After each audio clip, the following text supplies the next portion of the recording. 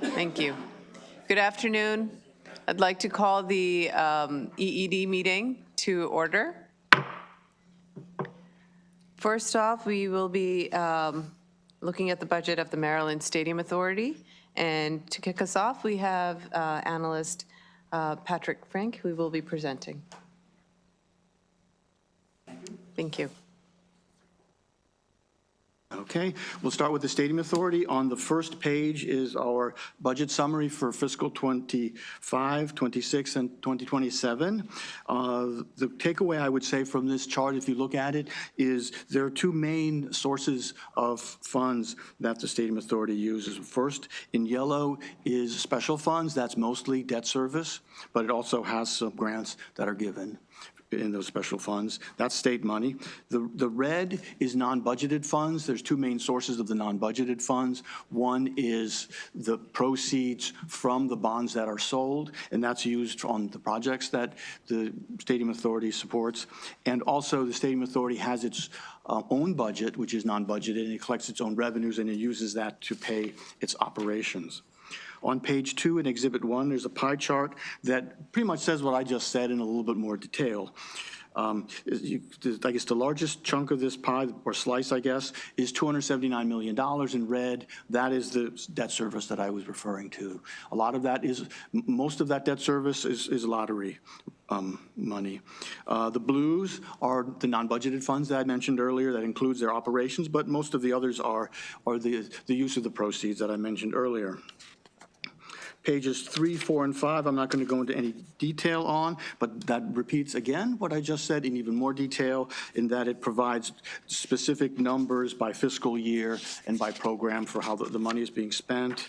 And finally, from pages 5, 6, and 7 is a description of the different programs that are in this budget. It's a long hearing. I'll skip over that. I'm happy to answer any questions that you may have about that. But in a sense, for brevity's sake, I will move on to page 8, which is the first observation. And this has to do with lottery bond coverage ratios. If your biggest fund source is lottery funds and you issue a lot of bonds, you probably should pay attention to the coverage ratios of those bonds. So that's what this is about. Just a quick explanation. The way the lottery works is it collects the money.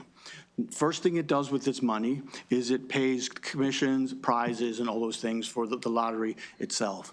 Also, those lottery revenues support the lottery agencies in the lottery share of the lottery agency. Thirdly, okay, yes, when you get to that point, that's essentially the net revenues for the lottery. Then in State Government Article 9-120, there's a section that makes some distributions from the lottery to specific programs. That includes the bonds that we issue on lotteries' behalf that support the projects like the stadiums and school construction and things like that. So what's the key thing here is that those net revenues after the prizes, commissions, and lottery agency, those net revenues should be 3 times the debt service costs of the bonds. And I'll show you how that is working on page 9 in exhibit number 3. What you see in this exhibit is the bars and the lines. The bars is the dollars, the revenues that are being used, that are being distributed before they go into the general fund. That's the denominator of the ratio. The numerator is these net revenues that I mentioned earlier. And as you can see, from 2019 to 2024, the distributions were fairly modest. They've increased quite a bit since then. Also, what I've done here is I've divided these distributions into 2 groups. The first group in blue is what the Stadium Authority refers to as first priority. Those are things like debt service that are really important, that you want to make sure that the lottery is absolutely committed to always paying all debt service on time improperly. And that's the reason for this ratio, to give the bondholders security that the state is watching it and has the money available. The red bars there, what that is those are not what I would not consider first priority. There are other distributions. One of them is the major, or excuse me, the major sport and entertainment events program fund. And there's some other distributions that are taken off of that too. Now the ratio needs to be that the revenues are 3 times all of these distributions. And what you can see, not surprisingly, is the line is that ratio. So say in 2024, there's about 14.9 was the ratio for this distribution. And so that's a very healthy amount. What's happened is, since there's been these increases in distributions, that ratio has obviously shrunk. And now it's just barely above 3 times the distributions. DLS also notes that Montgomery County has issued I think they've already issued it now. At the time this went to print, they had not issued yet $17 million for some projects to support their local bus. Okay, so that's kind of the issue. Our concern here is that we're getting very close to that ratio, and we should be very careful with lottery revenue. Second thing is a very large project that the Stadium Authority is working on is the Pimlico renovation. And a quick summary is provided on page 10. The short version is they have about $525 million in revenues for this. In the middle of the page, you can see $400 million is lottery bonds. Some of those bonds have already been issued, and there's a second issuance that is planned to pay for the rest of this. They also have been saving the annual $17 million appropriation that they've been receiving since fiscal 2022, and that's essentially going to work as kind of a PAYGO funds for that project. So they've altogether, like I said, $525 million. There has been a change very recently in this plan. Initially, or last year, I should say, the state bought Shamrock Farm for $4.5 million to use as a training facility for Pimlico, because Pimlico is not large enough to hold all the horses, and they need an extra facility for that. It's since been decided that there's a lot of, I know that the costs of, for example, landscaping are very expensive because it's a very hilly area. There's now a plan, or potential plan, to use the Laurel Park and renovate that as a training facility. We really don't have many details about it, so on the top of page 11 is some of the key questions that we would have if this is being done. What's the scope of this new renovation? How does this affect total cost? You think, and so our concern is what is going on with this project. We'd like some clarity about that. And on the bottom of page 11 is an issue that the auditors raised, and that really is best practice in the industry from what I've seen, and that is that now that the state is operating horse racing, it would be good to have some kind of a long-term agreement between the various parties. We don't have that yet. It was required initially before bonds were sold. It's not required anymore.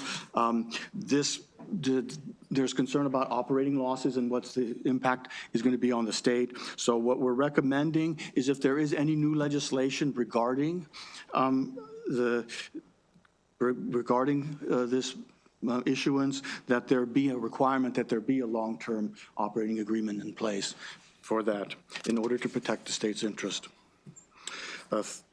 On page 12 is the third observation. That's the Major Sports and Entertainment Events Program. DLS, this is a program that was started when the state had a lot of money. It was $10 million a year that was given to it. DLS is, the state does not have so much money anymore. DLS's recommendation is to reduce that from $10 million to $5 million each year. There's also a recommendation in this analysis to reduce the funds for Fair Hill, which is the 5-star event in Harford County. This is an annual operating subsidy. They should become some more self-sufficient or find other things, because we think this fund here is probably better served as a way of getting new things in and doing new things, and not constantly subsidizing the same program. Finally, on Page 13 is observation number 4, and one of the questions I get a lot of is how much debt is out there? What is the Stadium Authority's debt? And so what this does is just provide a summary of all the issuances that they have, what's been issued, what's outstanding, what revenues support the debt service.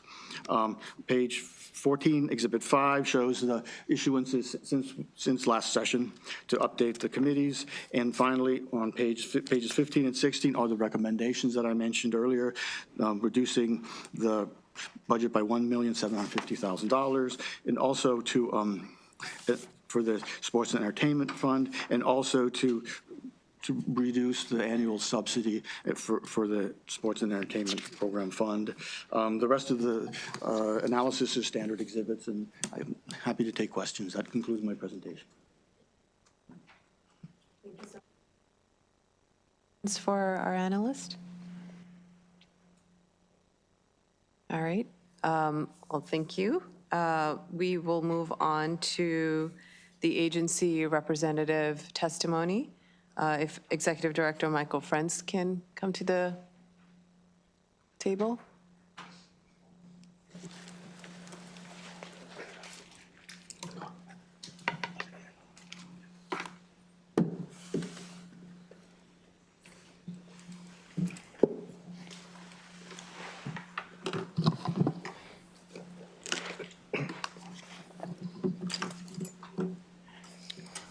Good Welcome, afternoon. and you may begin. Thank you. I'm Michael Frenz, Executive Director of the Maryland Stadium Authority. Good afternoon, Madam Chair, members of the committee.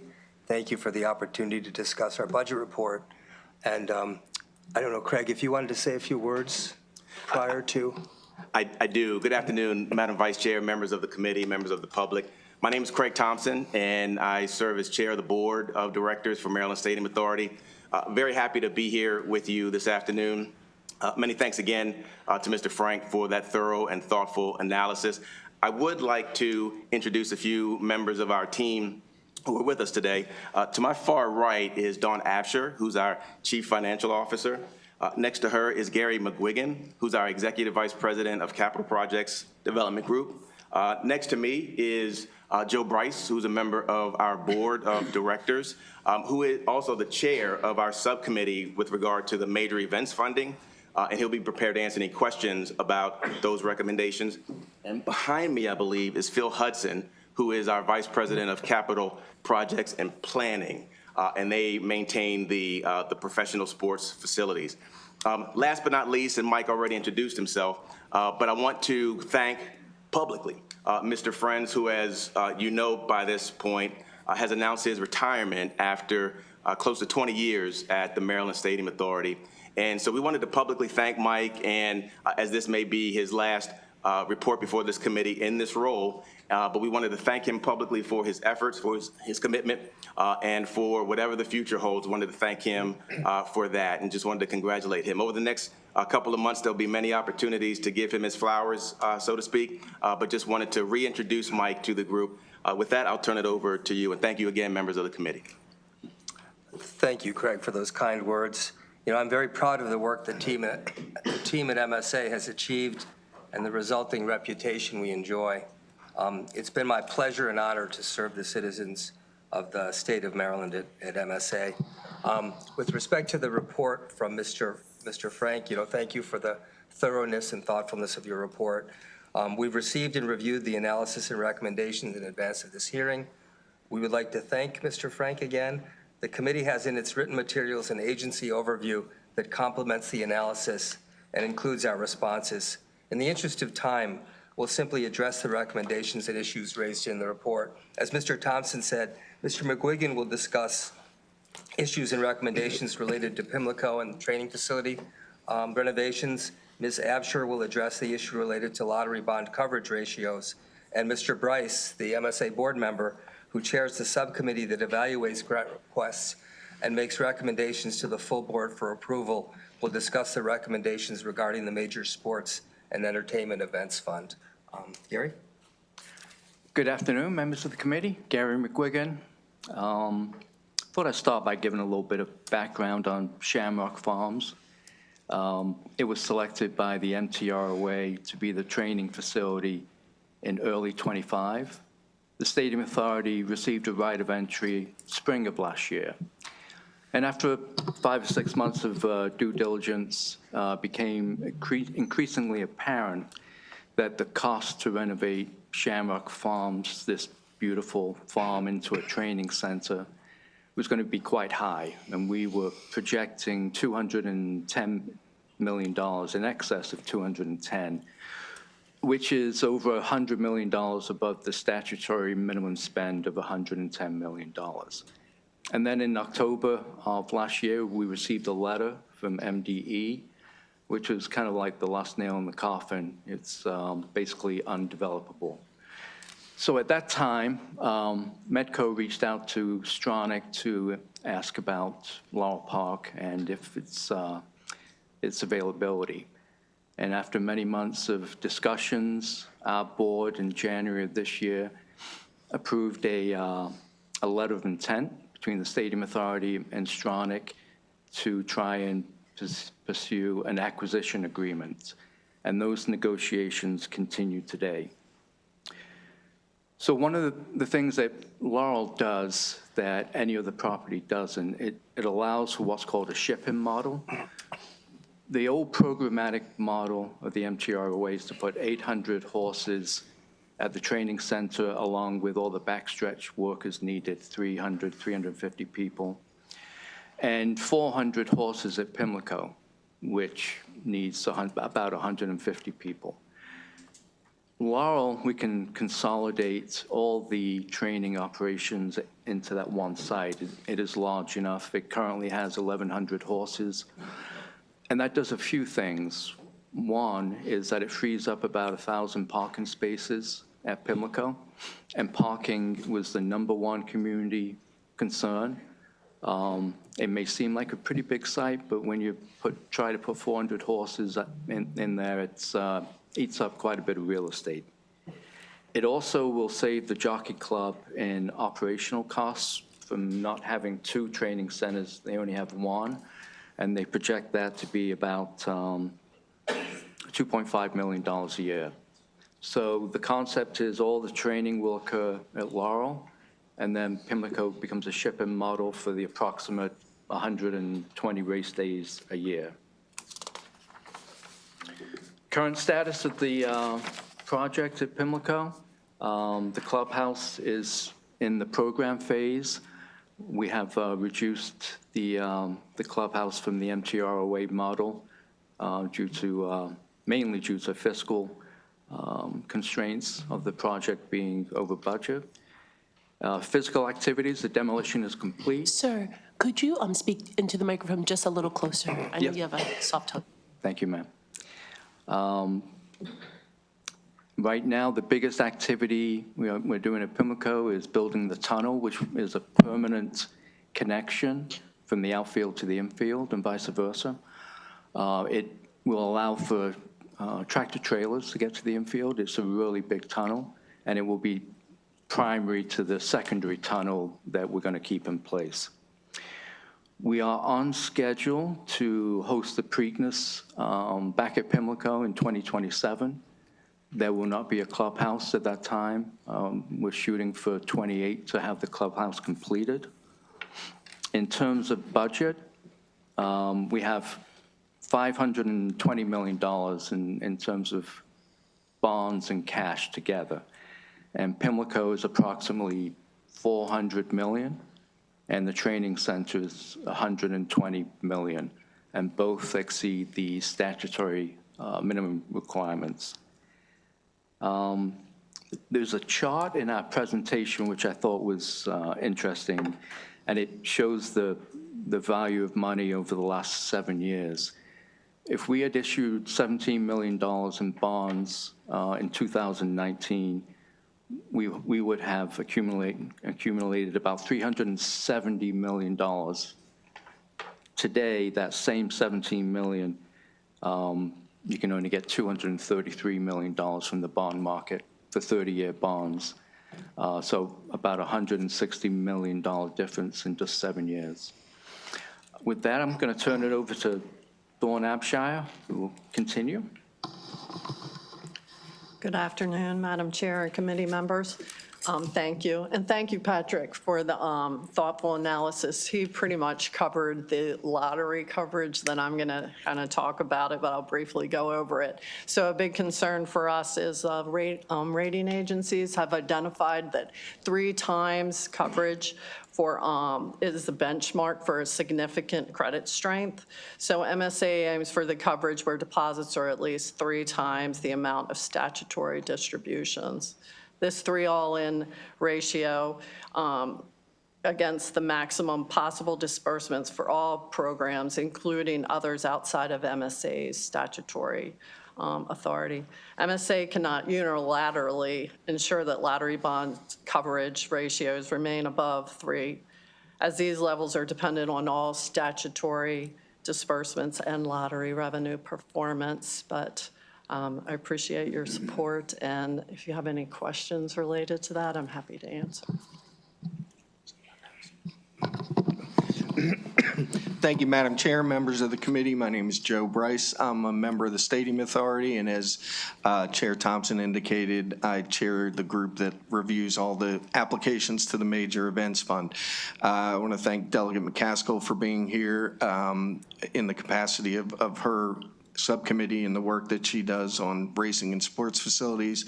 We look forward to working with you. And I want to thank Mr. Frank for his analysis, as always, good, concise, and on point. To address a couple, the Major Events Fund, I guess, to start with, when you look at the evolution of how we attract events to Maryland, you know, in the old days, with which me and maybe Tom Lewis remember, when you wanted to bring a major event to Maryland, you had to scramble and go to different departments and cobble things together, and how do we get Army, Navy? And there was no ability to plan for long term. And what we find now is, as you compete for these events, not just nationally, but in some instances internationally, you need a program, you need a place where people can go, and you need some criteria by which to judge these programs. We look at viewership, we look at hotel stays. Most of the events that we are involved in are multi-day events, whether it's soccer matches in Baltimore City or BMW in Baltimore County, equestrian events in Prince George's. They're events that people come and they stay. And they are also events that are major, major promotions for the state of Maryland. The value of hosting an Army-Navy game is extraordinary. The Military Bowl, which is held every year right here in Annapolis. The 5-Star, which is internationally recognized, and at Fair Hill. The second thing to keep in mind is a lot of these facilities are state facilities. You own these properties. And what we try to do through this fund is make sure they're used and make sure they're giving spin-off benefits to the state and to the local jurisdictions. And so whether it's M&T Bank Stadium, whether it's the investment in Fair Hill, we've made investments in the Equestrian Center, there's stadium in the Commanders, all these things are things that we think need to be utilized. Mr. Frank made a good point about funding multi-year events. We are trying to think through that issue. We've only been at it for about 3 years, and we're trying to, as Mr. Frank said, we're trying to make events self-sufficient and go on their own. That doesn't always happen overnight. But I think his point is well taken, and we will continue to be looking at that as we move forward. I would urge you to reject the cut. It's working, it's well cared for, and it is spinning off more than you're putting into it, both tangibly and intangibly. I'm happy to answer any questions, Madam Chair. Any questions? And also welcome Delegate McCaskill. Just want to formally welcome you. Any questions for the panel? Well, I have a couple. Let's start with you. In regards to the fund, I know that there are some things that are really portable, like the Army-Navy game, right? And even the CIAA. And some things are less so because we've made considerable investments in Fair Hill, and there's only a few, I think, things of that nature in the world. So in many ways, I feel like we have solidified, that this is Yes. a destination. Could you just unpack more about what this means in terms of the modest investment and the ROI, just kind of for the record? Sure. I think I'll use a recent example, which was the CIAA in my brain's a little scrambled, in Baltimore City, which, as you know, was a multi-day event, filled hotel rooms, great crowds. When Army Navy comes to town, people are there for a week. BMW Classic, people there from Monday, Tuesday, all the way through Sunday. And so it spins off a lot to local jurisdictions, actually, in the form of admissions and amusement tax and in hotel tax, other things like that. But these are things that, as you know, are very portable. And we compete for them, and we don't go overboard. We stay rational.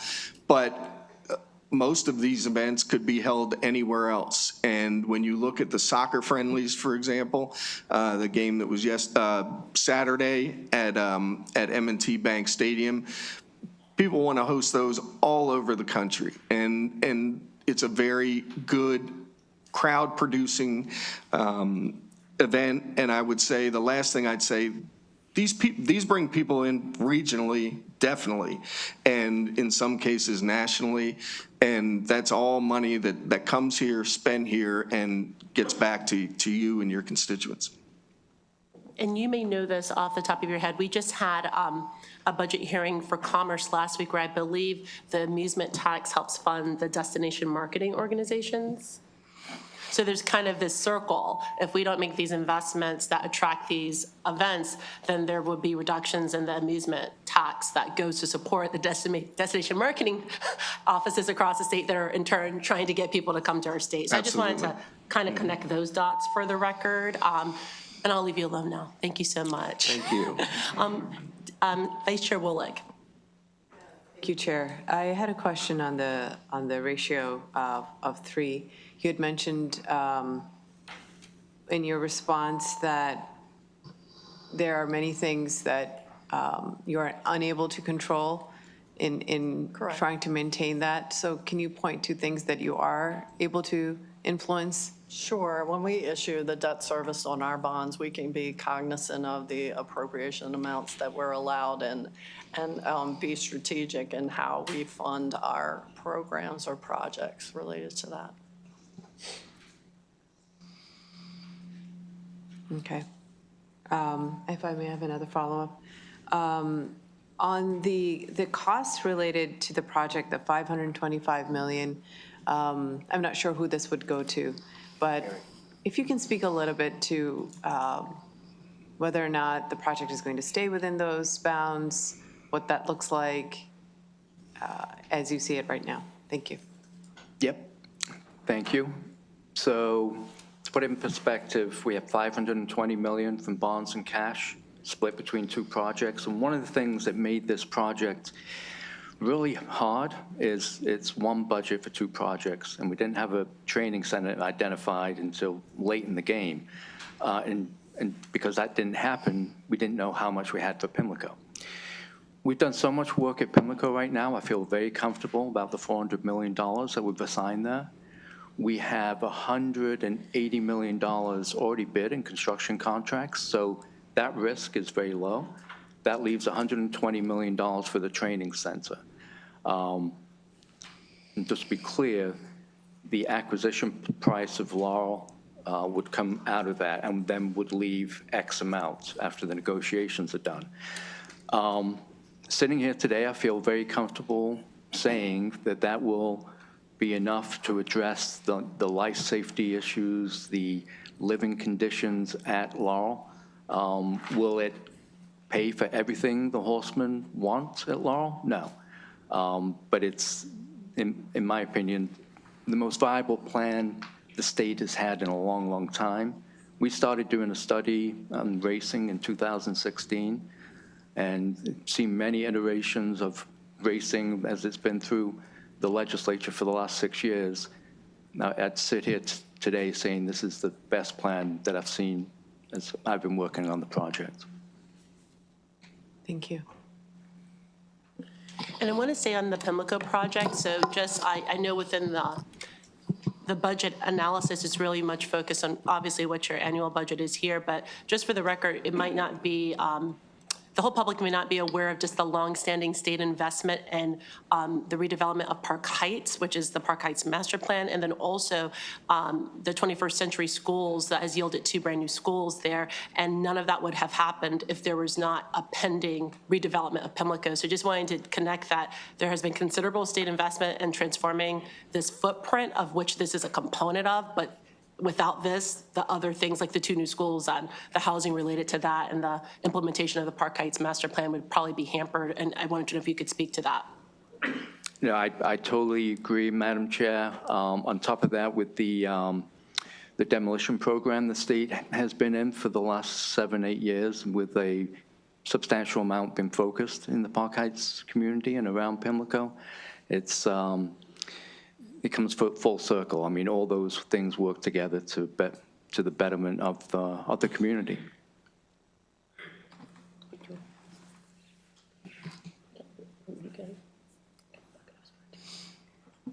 Okay. Any other questions? Oh, Delegate McCaskill. Oh, I love the way you called my name. Happy Monday, everyone. Thank you, Madam Chair. So I know that some of us in the room have had some extensive conversation around Shamrock Farms and around the development around Pimlico. So for the record, I just want to make it perfectly clear that I am from the Park Heights community, the Lower Park Heights 21215. And so I don't know if I'm more excited for the horse industry in the state of Maryland or for the community and what's to come. So it's really exciting to hear about the movement that's happening. For the record, though, I want to make sure that for those who may not be as familiar as some of us, can you speak more to the Laurel Park acquisition plans and at least give us a timeline or an update of where we are with that? Okay, without going into specifics on the negotiation, I hope to have an acquisition agreement in place in the next 30 days. After that, the state would need to get the Legislative Policy Committee reviewing comments and Board of Public Works. We anticipate a 90-day closing period after the acquisition agreement. So LPC and BPW would occur at that time along with all the title work that needs to be done. So if all goes perfectly, we would own Laurel this summer. Perfect. I would be remiss if I didn't say a hearty congratulations to you, Mr. Michael Friends, for your upcoming retirement. And I hope you take it to heart and do just that, and not think of us as much as you. Lastly, Madam Chair, one more bite of the apple. Perfect. Shamrock Farms, for the good of the order, we know that there are challenges that we found with the purchase of Shamrock Farms. We know that there is some movement, hopefully, with Carroll County purchasing Shamrock Farms back. I just want to, for the record, and some of you have already heard me say it before, that I just want to make sure that we're cognizant of making sure that we don't put the cart before the horse again, and we don't make these frivolous purchases on behalf of the state and our taxpayers, and that we are looking to have some guardrails around the MTROA for doing just that. Thank you, Madam Chair. Thank you. It's so special to have you here. It doesn't happen every day. And I have one final, oh yes, Mr. Chair. Madam Chair, very briefly, and Delegate McCaskill, thank you. I add to Mr. Bryce's comments about our looking forward to working with you and being excited to work with you. But I did, Madam Chair, if I might, wanted to add a very brief supplement to Mr. Bryce's response to Madam Chair's question regarding the ROI with respect to the Major Events Fund, and add simply that, but importantly, that many of the events that are funded are also non-sports related. So we have music festivals, and many of the events are also youth and amateur sports related. So we're drawing families to various parts of the state. So I did want to add that that we're not just talking about these sort of larger events, but many of the events that really bring families, bring people, and show what Maryland has to offer are all throughout the state and not simply sports related. That's a really good reminder, because you do have stadium in your name. You know, sometimes people just think about sports, but other things happen in stadiums too, so I'm so glad that you lifted that up. And then the last question I have, unless people have additional, Delegate Tolles, go ahead. Go. I'm trying to formulate. As she gets her question prepared, I know that there has been some recent reporting in the Baltimore Sun related to the Commodore John Rogers 21st Century School project, and about some folks not being paid properly under a subcontract of a prime. And I know that's not directly in your control, but I wanted to know, have there been any internal thoughts about how to mitigate those types of situations in the future? I know some people would say that a project labor agreement is one way to prevent that, but I'm sure there's other things that you've been considering. So I want to know if you could speak to that, because you all have been really strong stewards of the Maryland tax dollar, but we want to make sure everyone that's on our projects is also as thoughtful as MSA is. Thank you, Madam Chair. Yes, we have a very strong compliance unit. There's 6 people in our compliance unit that look at prevailing wages and potential wage fraud. I had a discussion just this morning. We've decided to increase our field audits, which we hope to get going within a month, and have them on a regular basis and increased basis. You know, it's one thing to post a sign on a job site saying, call us if you think you are being abused. It's something else to have more people in the field interviewing workers. They will be bilingual, the people that we hire. And I think just make MSA do a better job of the even good job we're doing right now. So thank you for that question. Delegate Tolles? Thank you so much. Actually, you could go to Delegate. Delegate Forbes? Thank you, Madam Chair, and thank you all for being here and your work. Can I talk a little bit about the 21st Century Schools project in Baltimore City and the 22 schools that have the VRF systems and heating? The Banner reported about it recently, that those systems will be need to be replaced in some cases because they're not working correctly. Is MSA working with Baltimore City Schools and the IAC to come up with a solution to those schools? Yes, ma'am. We've been meeting with city schools, the city, and the IAC for about 5-6 months now on a potential path forward, and that path would be to holistically look at the schools that we've installed the VRS systems and see what the common denominator is. So that will entail the hiring of professionals to go in and look at all aspects of the potential causes, design, construction, operations, and expect a report back this summer. Yeah, well, I appreciate your continued engagement, and if you could report back to us on where that, can keep us in the loop on where that stands. Absolutely. Thank you. Thank you. Delegate Tolles? Thank you so much, Madam Chair. I have a couple questions, if that's okay. Thank you so much. The first question I have is on your presentation on page 7, you indicate the total lottery revenues. Do you have that broken down by county? We do not. We do not. We get that information from the lottery. We can look into it for you. Sorry, you can't hear you. Oh, sorry. Sorry about that. That's okay. Good question. We do not have that in this report. We can gather that from the lottery, provide that to you. Okay, so you don't, can you also gather, yeah, did I say that per jurisdiction? You did. Okay, thank you. Sure. Just I had a question that kind of came in from my county. Can you discuss where you are with the park? I think there were some changes in terms of if the park at the Wayne K. Curry Center where we got some funding that was part of that blue line. Could you talk about, I think there was an idea to have it changed based off some type of change order. I wanted to see if that got done. I'm not sure if I understand the question correctly. We did construct the park at the Wayne Curry Plaza. Yes. It achieved substantial completion in December.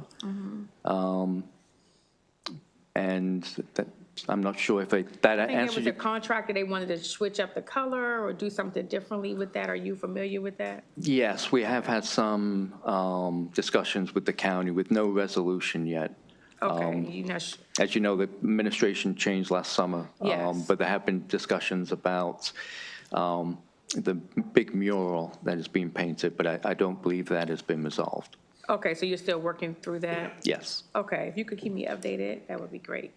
Happy to. Thank you. So much. Couple other questions, Madam Chair. Thank you. My question I was formulating here was actually about entertainment, so I'm glad you spoke about the other work that you do or the support you give around music festivals. So I have a couple questions relating to entertainment.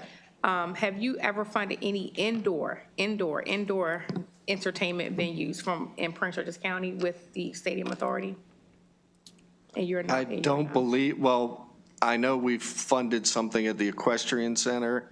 It was in a concert. I don't know that we've done any indoor venues anywhere yet. I'd have to think about it, but the Ocean's Calling is all outside in Ocean City. The events in M&T are all open air.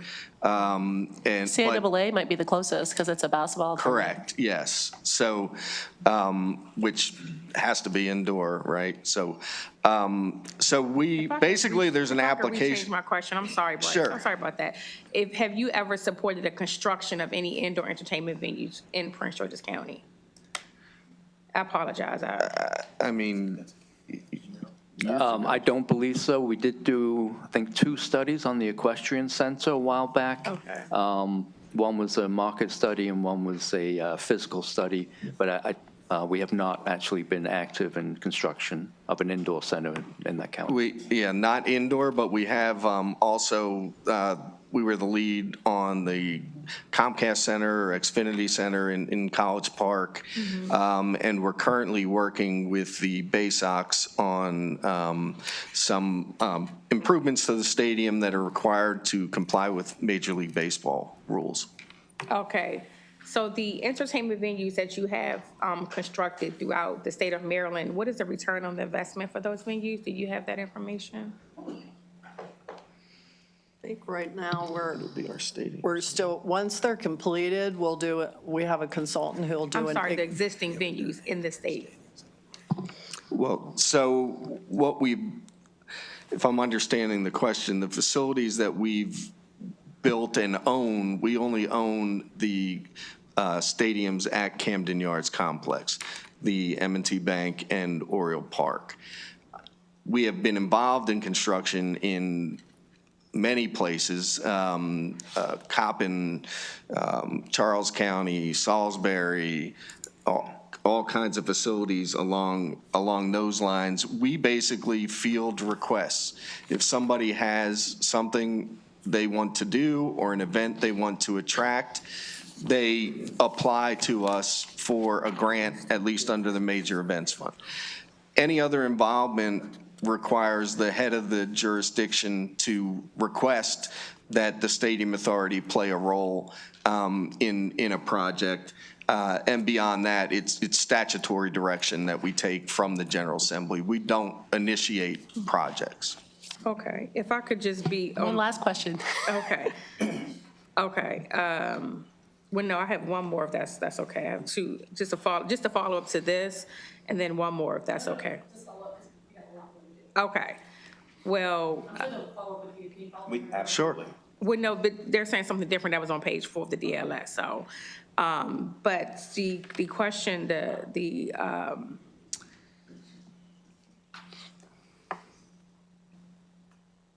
don't worry about it, I'll follow up with you. Actually, I'm sorry, I do remember the question.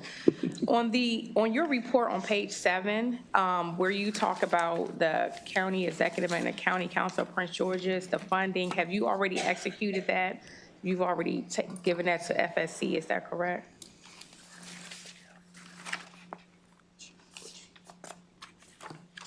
I have to look at that.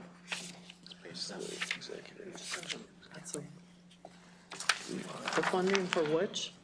Which one? I think it's just above Laurel, I think is where she's It's asking. under your racing and community, I know what that's from, but have you executed that to FSC? So the lottery actually does the disbursements, MSA does not. Okay, what was in your report? Okay. Yes, correct. Okay, You are correct. okay, so they would have that information if it actually was dispersed or not? Yes. If it goes directly to us, then we've received it. There are some disbursements in here that do not go to the Stadium Authority, and the lottery makes those disbursements directly. Okay, and if you could just follow up on Hippodrome Performing Arts Center, you got ticket charges here. If you could let me know what that means on page 4 of the DLS report. That's what I was referring to when I asked about the indoor venue and returning your investment. We get a $2 ticket charge for that.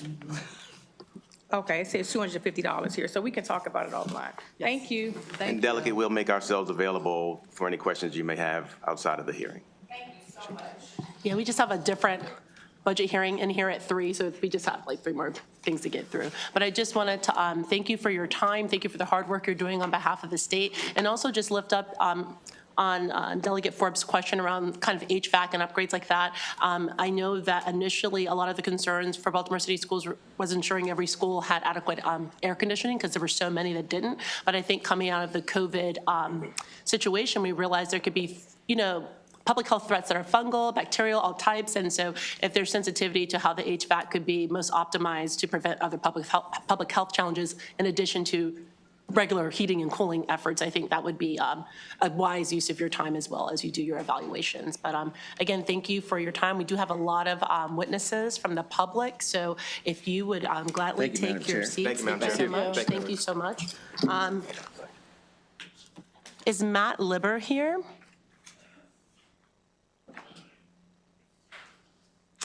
Philip Hudson? Oh, just for questions? Okay. Dan Schneckenberger? Kim Egan? Yeah, you'll be next. I don't know if there's, oh yeah, Mac. I think there's room for you, Mac Campbell. Come on, buddy. Join the party. You'll have 2 minutes, and whoever would like to begin can begin. I'll go first. Madam Chair, thank you for having me today. My name is Matt Liber. I'm wearing 3 hats today. So I'm the Executive Director of the Maryland Soccerplex, the Legislative Chair for Maryland Tourism Coalition, and a past President for Team Maryland, which is our sports marketing collective with the DMOs. I was just here last week for the Commerce budget hearing, and I'm glad you brought that up because this goes hand in hand with the cuts that we saw last year for tourism, and a proposed cut to the major events fund would just double down on that.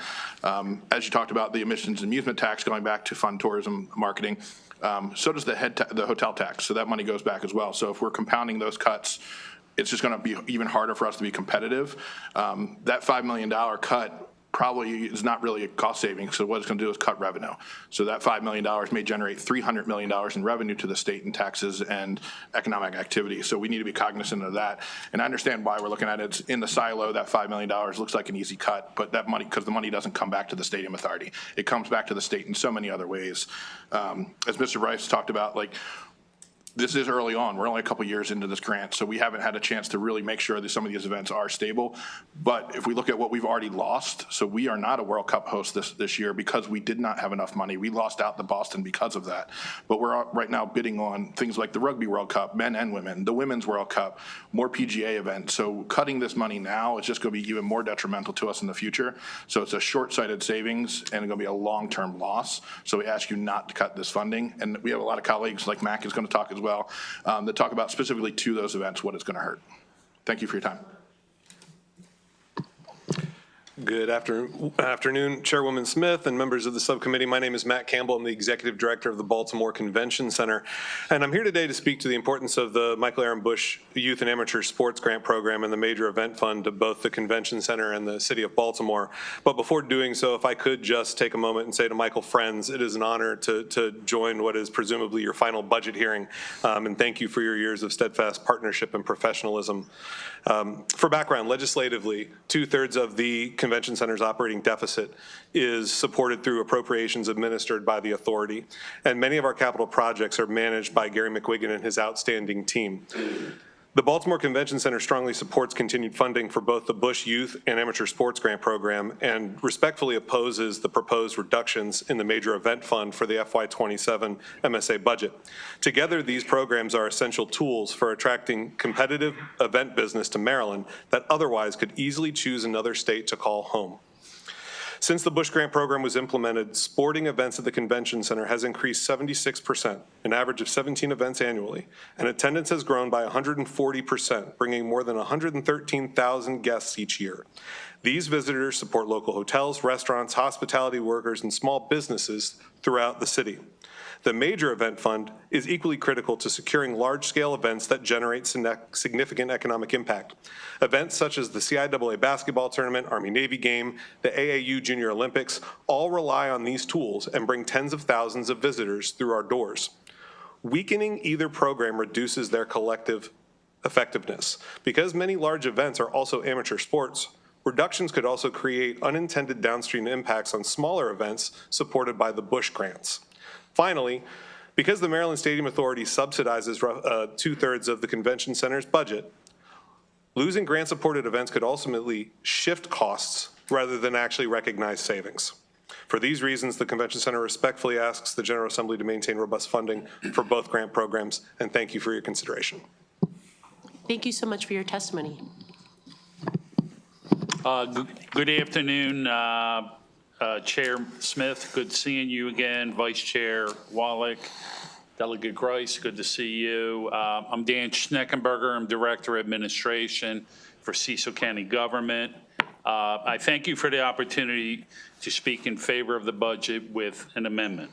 We respectfully ask to have the 5-star equine event at Fairhill funded at the current levels and oppose its elimination recommendation from the Department of Legislative Services. The 5-star equine event is one of 6 in the world and is only the second one in the United States, as this event is sited in Cecil County on the Fairhill Natural Management Resources area controlled by DNR. Our county plays host to one of the most unique tourism and horse exhibitions in the world. Elimination of this funding this year may effectively doom this important event for fiscal year 27. Cecil County has an active MOU with the Maryland Stadium Authority to assist financially, the revenue side, with the 5-star, and we continue to support efforts with them or other horse-related entities to stand up another 5-star in October 2026. In conclusion, we support funding of the 5-star event and recommend this inclusion in the Maryland Stadium Authority fiscal 27-year budget. Thank you. Thank you.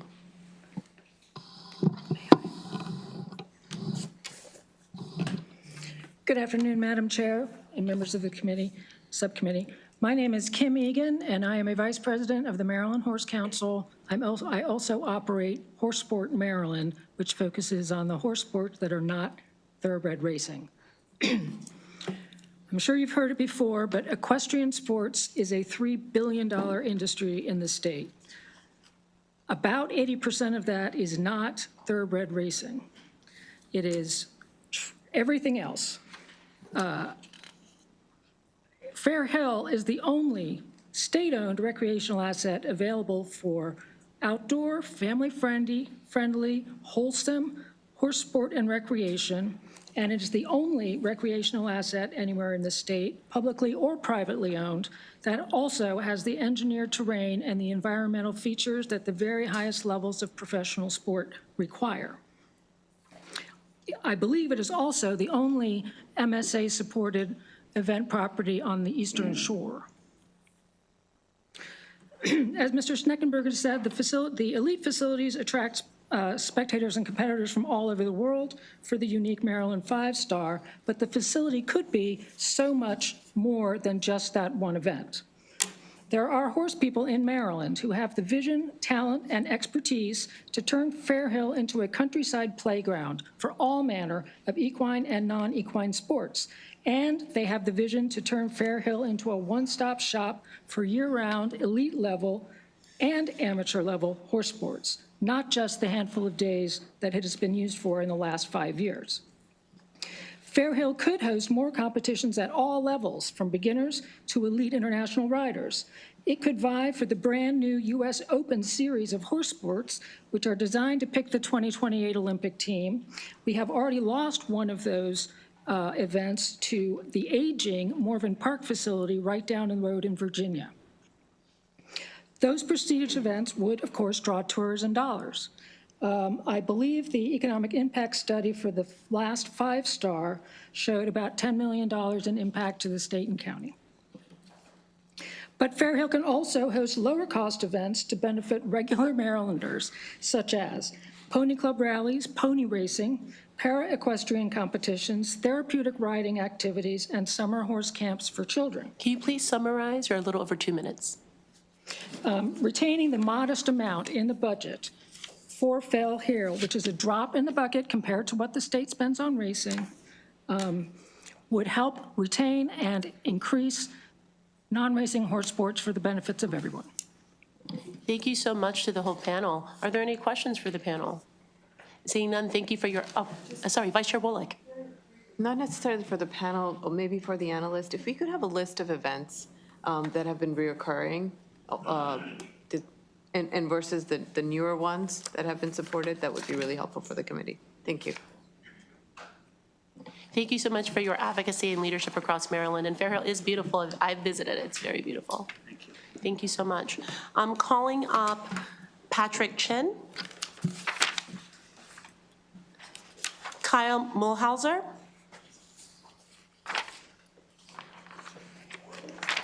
is that it?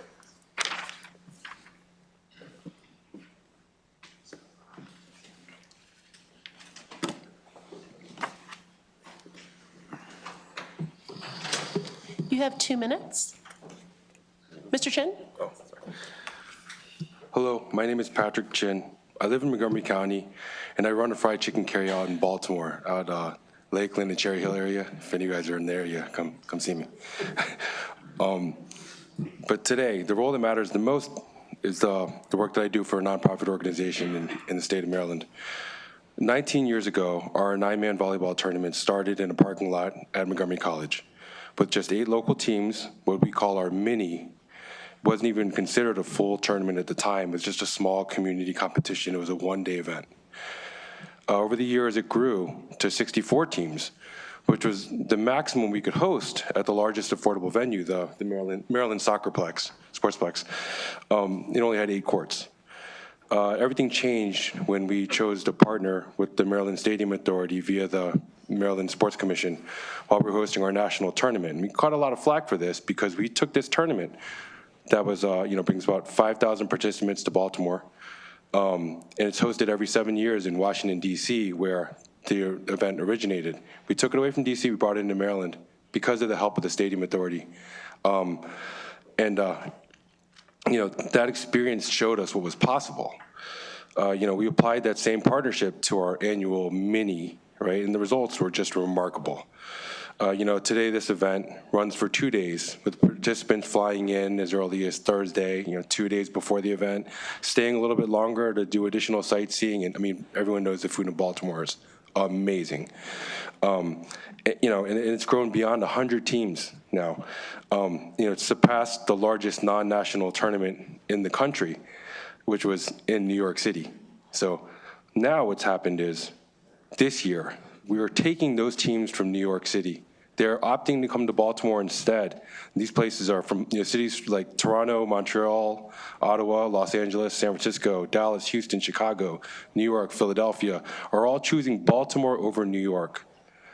And these people are thousands of athletes and families and spectators filling hotel rooms, eating in restaurants, contributing to Baltimore's tourism economy.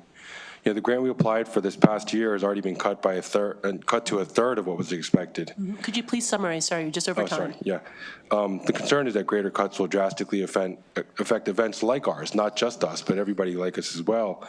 Your investment in events like us, help ensure that the growth and those visitors continue choosing Baltimore over other cities. Thank you so much for your testimony. Thank you. Thank you so much, sir. Thank you. My name is Kyle Muehlhauser, and I'm the owner of the Ramseg Group and the Annapolis Songwriters Festival. I respectfully submit this testimony in strong support of full funding the Maryland Sports and Entertainment Grant Program administered by the Maryland Stadium Authority. Our company purchased the Key West Songwriters Festival in 2021 with the goal of bringing a sister festival to Annapolis. The Key West Festival is about to celebrate its 30th anniversary in just a few weeks. This festival has been able to sustain itself and be successful for so long, largely because of support from state and local tourism funding. The Annapolis Songwriters Festival is a nationally recognized music event that brings award-winning songwriters and performers to the historic city of Annapolis for an immersive multi-day celebration of live music, storytelling, and community. Each year, the festival draws over 20,000 visitors from across Maryland and more than 20 other states, filling hotels, restaurants, retail shops, and cultural venues. This influx of visitors generates significant tax revenue and supports local jobs in hospitality, production, security, transportation, and the creative economy. The festival generates an average annual economic impact of over $2 million each year for the state. The grant plays a vital role in ensuring that Maryland remains competitive in attracting and sustaining large-scale events. In an increasingly competitive national landscape, states offer aggressive incentives to attract cultural and entertainment programming. Without fully funding this program, Maryland risks losing events like ours and the economic benefits that it generates. For the Annapolis Songwriters Festival, support from the grant helps us attract nationally prominent songwriters, expand marketing to reach out-of-state audiences, enhance production quality, accessibility, and safety for attendees, and grow attendance in ways that increase hotel stays, restaurant sales, and small business revenue. One of the great features of our festival is providing free music to the community. While there are some ticketed performances, the Annapolis Songwriters Festival is deeply committed to providing free programming that ensures broad access for local residents. These free events serve as important purposes, such as expanding access for families who may not otherwise be able to attend ticketed shows, provide educational opportunities for aspiring songwriters, and support local musicians by offering performance opportunities alongside nationally recognized artists. Investment through the grant is not simply a subsidy for entertainment, it's an economic development strategy. Events like ours strengthen Maryland's brand as a premier destination for arts and culture. Sir, could you please summarize? You're a little over time. Absolutely.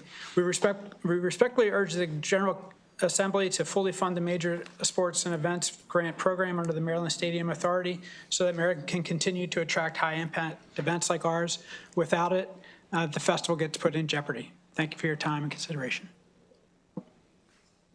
Thank you so much for all that you're doing to bring economic activity to Maryland through sport and through music. Are there any questions for this panel?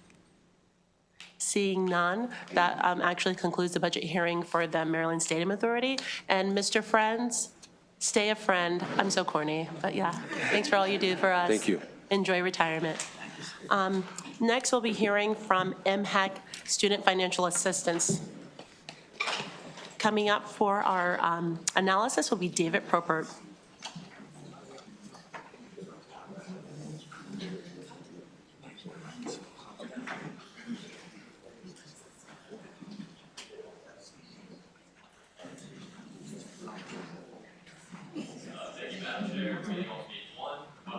Financial assistance increases by 2.6% to $222.2 million after accounting for deficiencies and contingent reductions. 5 on page 14, total guaranteed access or GA awards have increased each year since fiscal 2019. However, fiscal 2026 currently has a first decline in initial awards since fiscal 2019. MHEC should discuss why initial awards decreased for the first time since fiscal 2019. Exhibit 6 on page 15 shows of GA grant recipients in fiscal 2025 had a student aid index of $0 or less, and the average award for these students was $14,140. Exhibit 7 on page 16 shows that over time, the GA grant has comprised funding in the Educational Excellence Awards, or EEA program, going from 41% in fiscal 2020 to 83% in fiscal 2025, which leaves less funding for EA grants as GA grants receive priority. During an October 2025 commission meeting, MHEC indicated that 5,555 EA renewals were placed on the wait list for fiscal 2026. EA grants are to be renewed automatically if eligible students continue to have demonstrated need. MHEC should discuss the long-term viability of the EA grant, considering the GA grant has comprised a growing share of the total EEA program, and no initial EA awards have been made in the past 2 fiscal years.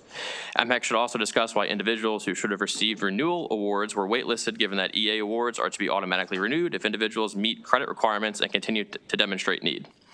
Exhibit 8 on page 17 shows that about 65% of students receiving an EA award in fiscal 2025 had a student aid index of $0 or less.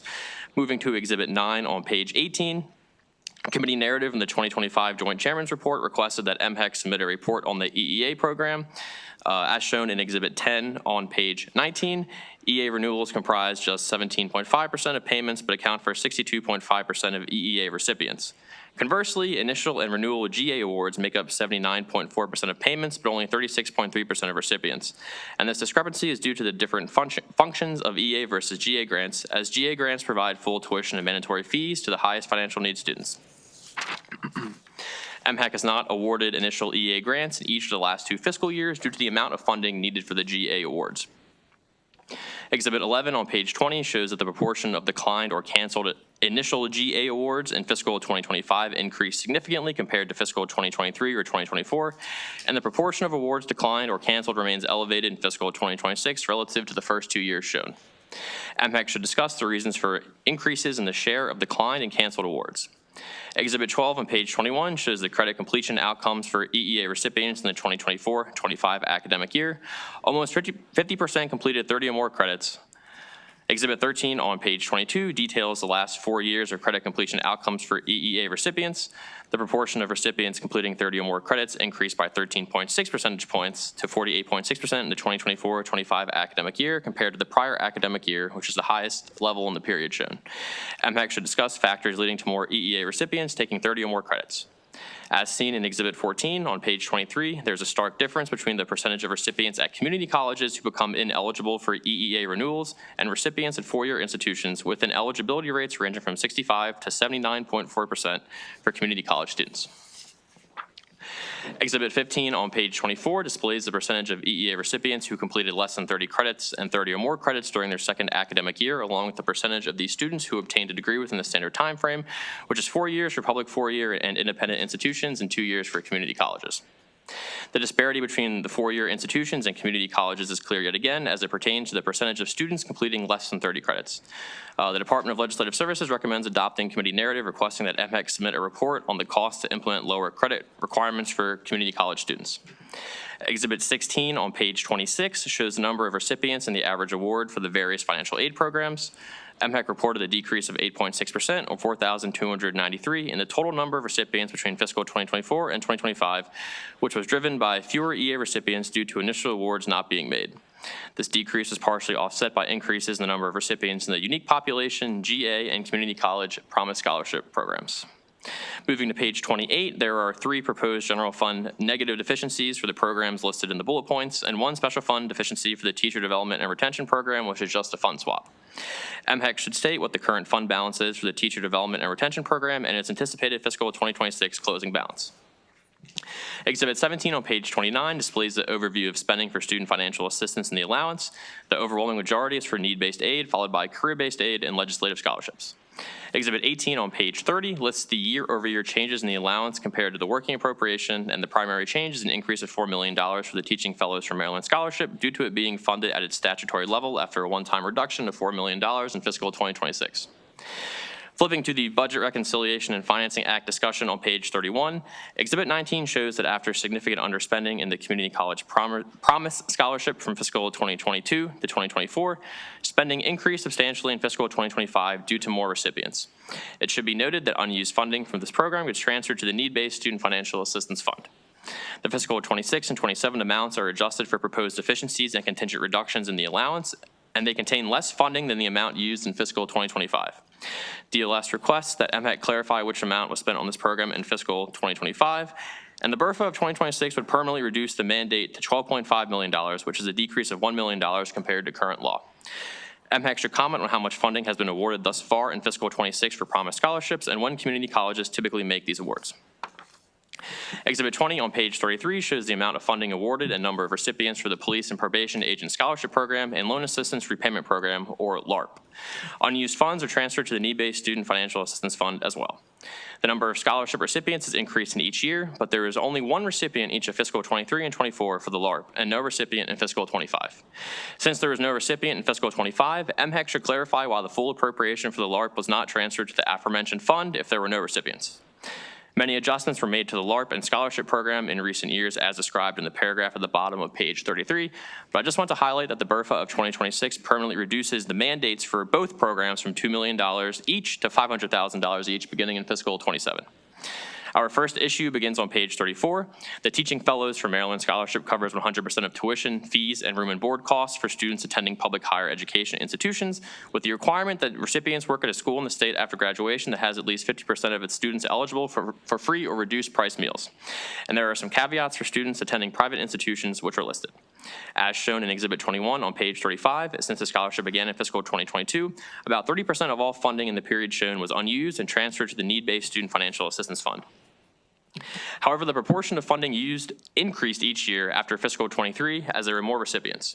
The scholarships are awarded by individual institutions, frequently in April and May when students are accepted, and MHEC reimburses the institutions later.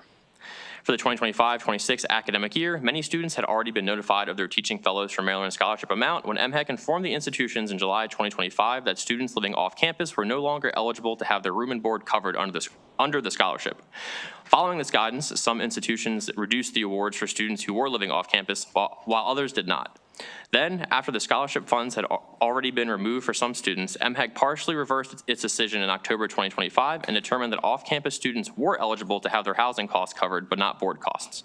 The varying guidance provided by MHEC created disruptions to recipients of the scholarship. MHEC should discuss the reasons for the varying guidance on eligibility and award amounts and how it will work to ensure that guidance is provided to institutions in advance of awarding scholarships moving forward. During the September 15, 2025 Segmental Advisory Council meeting, MHEC stated that there were 8 renewals for the Teaching Fellows for Maryland Scholarship who were ready to be awarded but were placed on the wait list. Per the Code of Maryland regulations, priority shall be given to applicants who are renewing an award under this program. MHEC should discuss why these 8 eligible renewals were placed on the wait list. Moving to the GA awards on page 36, in September 2025, MHEC reported that 457 students were awarded the GA grant for the 2025-26 academic year who may not have been eligible for it, which the agency attributed to an error by the vendor for its scholarship system known as MD-CAPS. In a separate incident, MHEC initially denied 172 students for the GA grant who were actually eligible, but has since rectified the situation. DLS recommends restricting funds pending a report on the errors in the GA program and changes made to the Teaching Fellows for Maryland Scholarship Program. The Need-Based Student Financial Assistance Fund, which will generally be referred to as just the fund for the rest of the presentation, is a non-lapsing special fund that was created to receive unused scholarship funds at the close of each fiscal year, which are then used for need-based awards and certain unique population awards. Exhibit 22 lists the transfers into and out of the fund.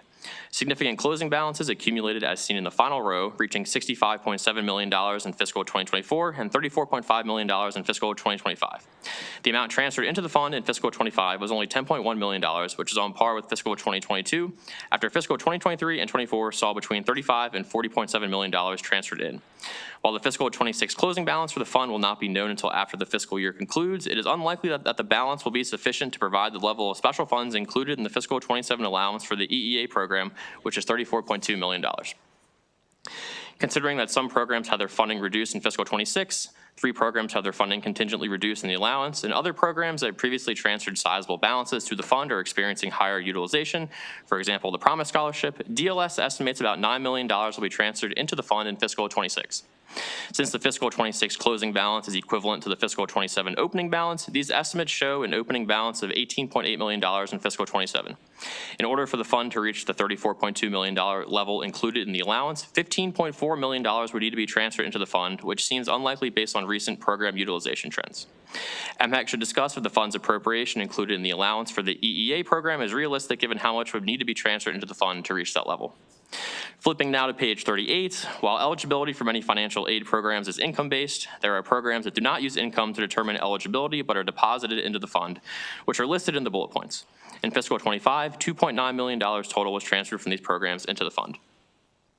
To limit the accumulation of balance in the fund and provide additional revenue to the general fund and the Blueprint Fund, DLS recommends sweeping unused appropriations for non-income-based financial assistance awards that are supported by the general fund revert back to the general fund instead of the need-based student financial assistance fund, and sending unused funds from the Teaching Fellows for Maryland Scholarship back to the Blueprint Fund, which is where the appropriation originates from. Issue 3 begins on page 39 and involves audit findings covering the period beginning April 1st, 2020 and ending November 30th, 2023 by the Office of Legislative Audits, or OLA. MHEC awards certain career-based financial aid that requires fulfillment of a service obligation by working in a certain field. The audit found that MHEC did not verify employment in a timely manner, nor did it refer non-compliers to the Central Collections Unit in a timely manner, and the audit noted that similar issues have been present in every audit since calendar 2010. MHEC attributed these findings to staffing problems and noted it has cleared the backlog of cases to verify through fiscal 2023. OLA also reported that MHEC had not completed reconciliations of financial awards recorded in its MD-CAP system to awards recorded in the state's accounting records since fiscal 2021. DLS recommends restricting funds pending a report on the status of changes implemented to correct certain audit findings, and the full list of all recommended actions begins on page 41. And with that, I conclude my presentation. Thank you so much for your analysis. Are there any questions for the analyst? Seeing none, you're already miraculously there, MHEC team. Good afternoon and welcome. Chair and members of the committee. For the record, I'm Sanjay Rai, Secretary of the Maryland Higher Education Commission. I appreciate the opportunity to respond to DLS's analysis of the Office of Student Financial Assistance for FY 2027 budget. I want to thank DLS's staff for their thorough review. MHEC has submitted detailed written testimony that thoroughly responds to each point. For transparency, I have also submitted a letter with written testimony outlining 2 programmatic items that are not included in the analysis: the Student Loan Debt Relief Tax Credit Program, and also Edward Conroy and Clare Memorial Scholarship Program, and the corrective actions that agency is taking. I'm joined today by Deputy Secretary Elena Quiroz-Lewanis, Executive Director of the Office of the Student Financial Assistance, Mr. Al Dorset, and members of our team who are here to help answer questions. Over the past 3 years, Maryland Higher Education Commission has awarded more than 150,000 students over $550 million in scholarships and grants. During 2025 alone, OSFA staff handled 36,681 routed calls, representing more than 2,584 hours of direct student financial aid to the Maryland students and families. Turning to the analysis, my team and I plan to expand and respond to DLS analysis in the order they are raised. Please let us know if the committee would prefer this, or if there's anything item that you would like us to specifically address. I'd like you to just go through all the issues. Thank you. We'll do that. So let's start with page 10 on FAFSA completion growth. Maryland has seen 64% increase in FAFSA filings over the last 4 years.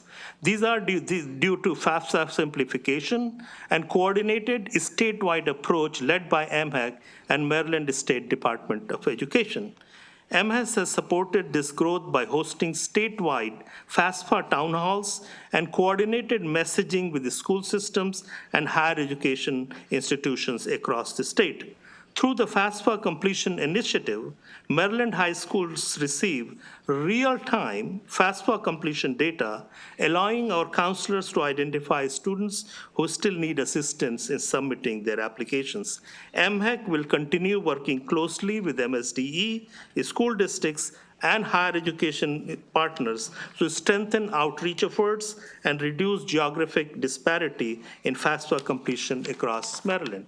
Now, at this point, I'm going to invite Director for Office of Financial Aid, Mr. Al Dorset, to address questions that are related to guaranteed access grants.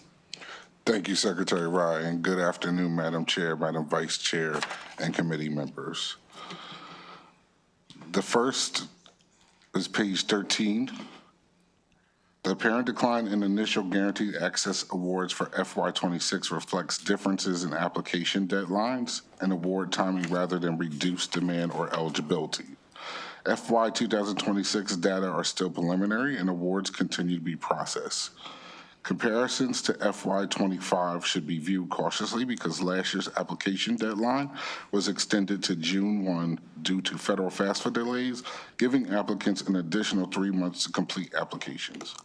For FY26, the deadline returned to the standard March 1, shortening the application window and affecting year-to-date totals. Importantly, applications and awards in FY26 remain higher than FY24 levels, indicating continued growth in program participation. Final FY26 totals will be known once awarding cycle is complete. And I'll open up to any questions, or I can move forward. One, I forgot to thank our analyst, David Prosper, for his thorough analysis and working with us, so it's greatly appreciated. On page 16, the Guaranteed Access Grant now accounts for a growing share of funding within the Educational Excellence Awards program, largely due to the GA eligibility expansion under HB 923 in 2023. Because GA awards are statutory prioritized and renewal awards must be funded first, available funding has been fully committed to GA awards and EA renewals, leaving insufficient resources to issue new EA initial awards in the past 2 fiscal years. This reflects a structural issue identified in the 2022 Department of Legislative Services evaluation, where GA and EA share a single appropriation pool, meaning increases in GA utilization reduce funding available for EA awards. Absent additional funding or statutory changes, the EA grant will continue to operate as a renewal-only program. MHEC therefore recommends partnering with the General Assembly to commission a comprehensive, independent review of Maryland's financial aid system to evaluate program structure, funding sustainability, and long-term policy options. In regards to the EA waitlisted students, the way that the system is designed is that all applicants that come in as qualified go onto the wait list automatically. As we award, those individuals are removed off of the wait list. In the July report that we provided, we were updating the commission because we do award GA as the priority of how many EA renewals were ready to be awarded, and we move forward with awarding those EA renewal students. At this time, there's no EA renewal students on the wait list. Just want to pause here. Are there any questions based on what you've heard thus far? Because I know this is a dense, are you good? I just wanted to, I just have a quick question here because when you were here last, you discussed the updated kind of portal, and I'm assuming any considerations under this issue item would potentially impact the design of the portal. And so I do welcome the opportunity to work with you guys on any changes to the structure, but we want to make sure it doesn't in any way hamper the update, but is a part of the update. So just wanted to emphasize that. Any other questions thus far? Seeing none, continue. Now I'll pass it over to our Deputy Secretary, Ms. Elena Esqueras-Carlavanas. Thanks for going to page 20. 22. We have one more on page 20 on the EA award time. Oh, okay. Sorry about that. On page 20, overall guaranteed access grant award activity has increased over the past 3 academic years following the eligibility expansion of HB 923. As discussed in our previous one, the legislation has removed the GPA requirement, expanded the age limit, and extended the time frame to receive the scholarship after high school graduation, significantly increasing the number of Maryland residents identified as eligible. Because GA eligibility is triggered through FAFSA completion rather than a separate state application, many individuals, including upperclassmen, students planning to attend an out-of-state institution, and students already attending an out-of-state institution are automatically identified as eligible even if they do not intend to use the award. As a result, the increase in declined or canceled awards reflects the broader eligibility pool and expanded access rather than the decline in program effectiveness.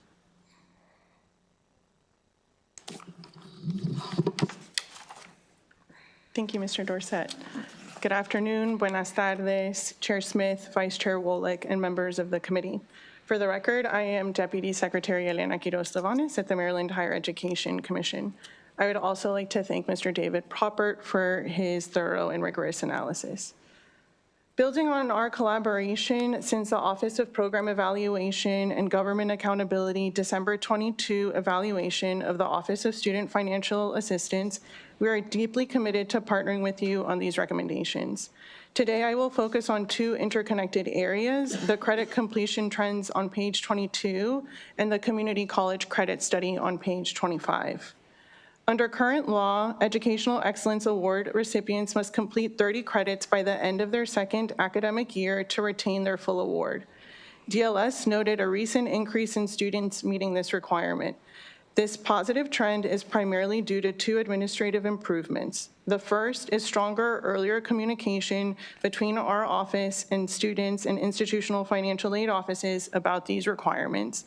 And the second is a corrected reported methodology that now exclusively measures active award recipients, vastly improving our data's accuracy.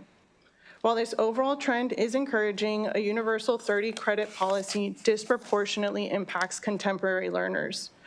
Prior MHEC research from our Office of Research and Policy Analysis clearly shows that community college students typically complete fewer credits annually, which severely increases their risk of losing this crucial state financial aid. Because of these distinct enrollment patterns, MHEC enthusiastically supports the committee's request to study lower credit completion thresholds for community college students. To ensure the most accurate fiscal modeling and institutional data reconciliation for this study, we respectfully request extending the report submission deadline to December 15th, 2026. Thank you so much for your time and your dedication to Maryland students. Happy to answer any questions.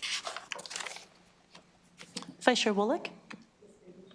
So much for your presentation. I have a question with regard to the guaranteed access program, specifically funding. So I understand that the awards need to match the annual expenses of the highest cost of U.S. institutions. I believe last year they didn't, and I believe that's in statute. So I wanted to understand why that happened and then what the intention of MHEC was for the next fiscal year. So this is a revision of the cap of GA. Or do you want me to? Sure. So thank you for the question. My understanding, and I'll ask Mr. Dorset to correct me if I'm wrong, is that the GA cap was recently revised. This was a decision that was made in partnership with our sister agencies, and we understand that this hopefully will cover most of the, if not all of the expenses at all of the public institutions across the state. Did I get that right? That is correct. So in a partnership with our sister institutions, and we're looking at the budget and making sure that the fund was available to cover all GAs, that cap was put in there and approved to move forward with looking at that 18,000 covered majority, if not all, of our public institutions' cost. So the change in the statute, it says it has to stay with the cap of the highest expenses. So you're diverting from that? No, we believe that we are still following statute, even with the cap adjustment. So the cap was at 22,000. That's correct. It came down to 18,000 because the House Bill 923 changed the prerequisites, no GPA required, and number of high school years, out years, and also the age requirement. That increased number of applications. So therefore, in order to award students, we work with the DBM and Governor's Office to bring that down to 18,000 so that we cover almost every student who goes to public university. So it was always capped at 22. The cap came down to 18. May I add that in the same legislation at the end, there is the aspect that requires us to prorate. If the funds are not enough to award all students, then we are required to prorate the grant so that all students can receive the grant. Yes. It's also one of the reasons why we have not moved forward with awarding EA initials, is to make sure that we meet all of the statutory requirements with GA. Okay, thank you. I may follow up with you offline. We'd welcome Appreciate the it. conversation. There are some really interesting recommendations and observations following that 2022 OPEGA report that we'd love to revisit. You can continue. I'm now on page 28, proposed deficiency. The Teacher Development and Retention Program currently has a fund balance of $9.9 million and is projected to close FY26 with approximately $9 million after anticipated awards and program expenditures are processed throughout the academic year. Currently, we are in the internship stipend of the program we are in the initial stipend portion of the program with the internship stipend portion to begin in subsequent fiscal year. MHEC will continue to monitor the fund activity to ensure alignment with appropriations and statutory requirements. While MHEC has conducted research to eligible institutions, participation has been limited, and the Commission will continue engagement efforts and provide technical assistance to encourage broader institutional participation.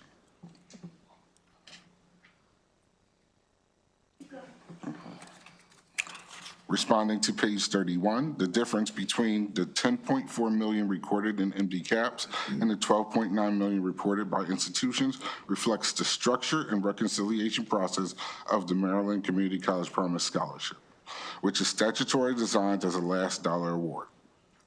Because Promise funding is calculated only after Pell Grants, state aid, and institutional scholarships are applied, award amounts may change throughout the academic year as students receive additional aid, adjust enrollment, or drop courses. In addition, the program's decentralized funding model, where funds are distributed directly to community colleges, means institutional reports may reflect preliminary spending prior to final reconciliation. The $10.4 million figure represents the actual reported expenditures in MD caps, and the HMEC is currently working to, or continuing to work with institutions to finalize FY25 reconciliations to establish the final expenditures baseline.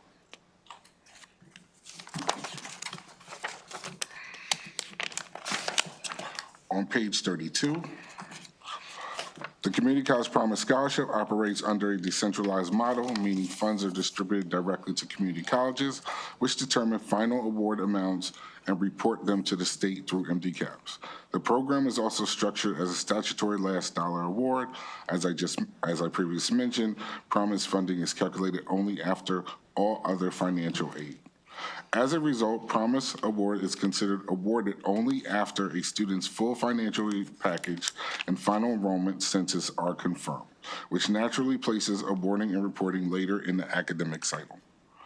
In FY 2026, MHEC has already dispersed half of the annual Promise allocation to community colleges and is preparing to disperse the second half based on the proposed FY 26 budget adjustment. As of early March, approximately $6 million in awards has been reported in MD caps, which is consistent with the timing of a last dollar program. Reporting will increase as institutions finalize spring aid packages and enrollment counts. Colleges have until June 26 to complete reporting, with final fiscal reconciliation occurring in July 2026, when the final statewide expenditure total will be known. Yeah, I do have a question here. Could you explain what the program expenditure would be for LARP if no one received it? Is it could you explain what that expenditure would be about? If no one received that scholarship at all? So with the LARP program, what happens is if no one has received it yet, but we have pending applications, we sometimes will hold those funds and accrue those funds so that as those applications are finalized, we can still get those funds to those students. So with the LARP one, what happens is whatever we accrue does not get sent over. Once the accrual process goes through, and in those cases, we had about 2 students that indicated that they were trying to get the program, working through it, we held the funds. Unfortunately, they decided they did not want to move forward anymore, and those funds will be transferred soon. Thank you for that, because just reading your response, I still feel like I didn't understand what actually, you know what I mean? some level of program expenditure didn't really capture what you just shared with me there. So that's helpful understanding. Thank you. Continue. You're welcome, and thank you.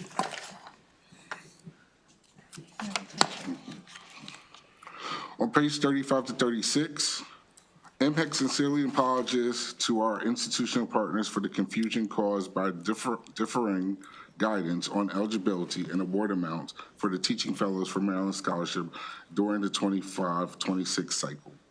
This disruption occurred as the program faced significant budget reductions while applications increased, creating funding pressures during an active award cycle. Because MHEC begins awarding scholarships before the state budget is finalized in order to provide timely notifications to students, adjustments sometimes must occur once final appropriations are known.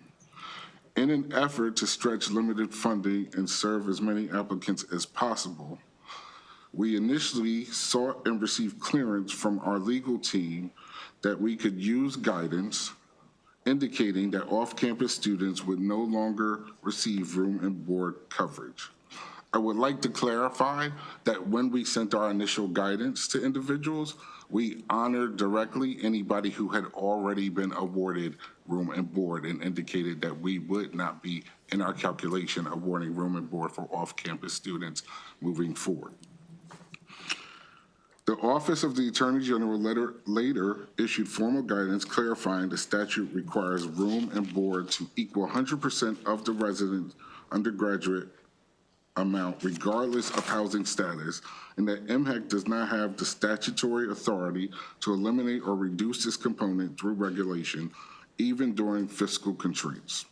Upon receiving this definitive guidance, MHEC has immediately acted to reverse its directive and moving forward in reviewing and fixing any students that we missed for that room and board.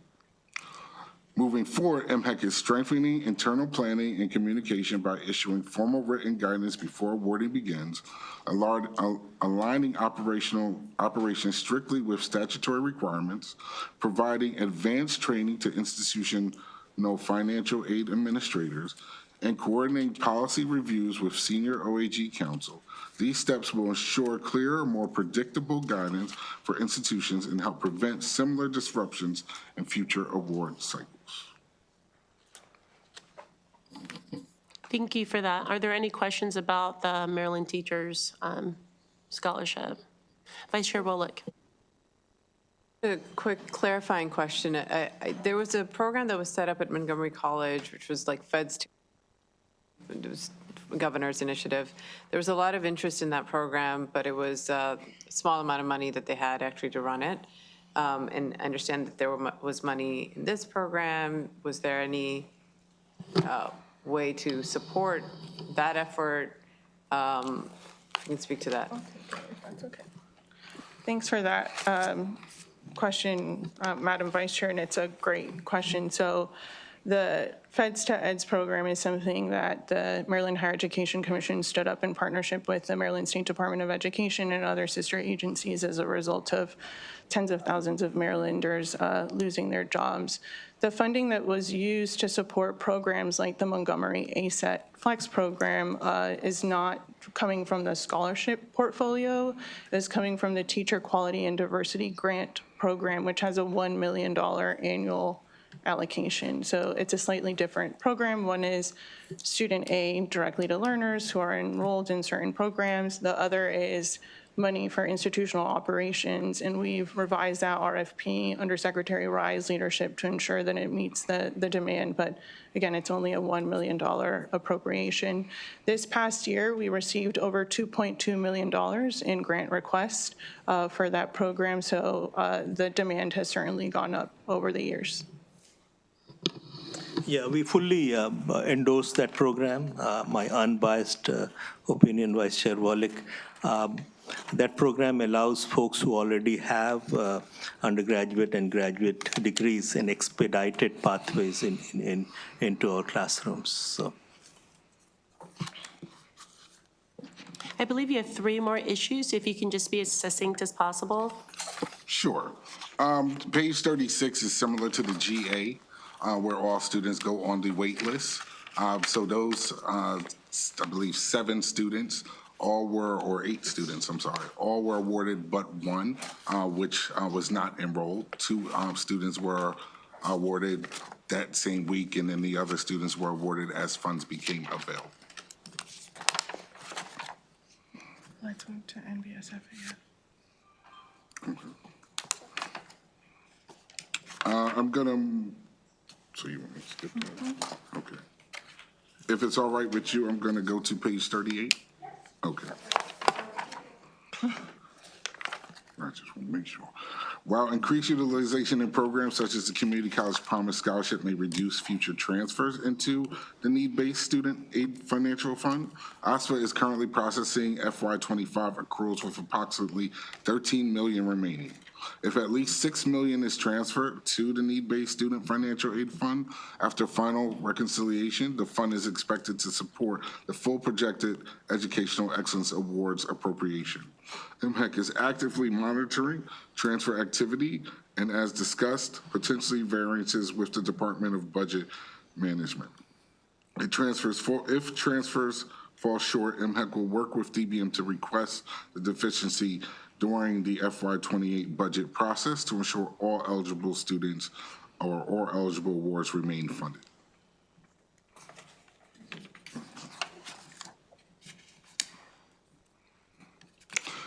MHEC understands the intent of the recommendation to limit accumulation of balances within the need-based student financial aid fund or sources.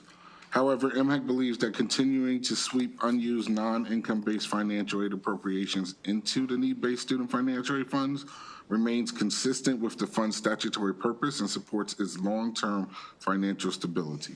Redirecting these funds back to the general fund or blueprint fund would reduce the need-based student financial aid fund's eligibility to manage year-to-year volatility in transfer revenue, fluctuations in student caseloads, and the continuity of need-based and entitled awards. Retaining unused balances, including those associated with the Teaching Fellows for Maryland Scholarship, also improves administrative efficiency and flexibility in managing scholarship obligations across fiscal years.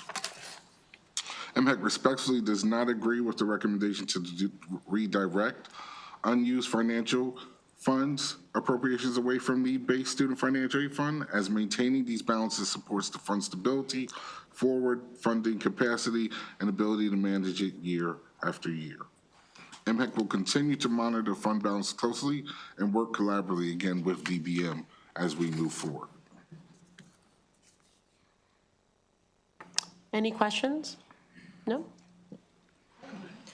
So let me address the audit findings. Let me first mention that we have already addressed the majority of these audit recommendations and continues to work very, very closely with DBM to resolve the remaining items. The agency fully supports providing an additional report, and we are prepared to submit a comprehensive update outlining the progress we have already made and still the steps that are underway.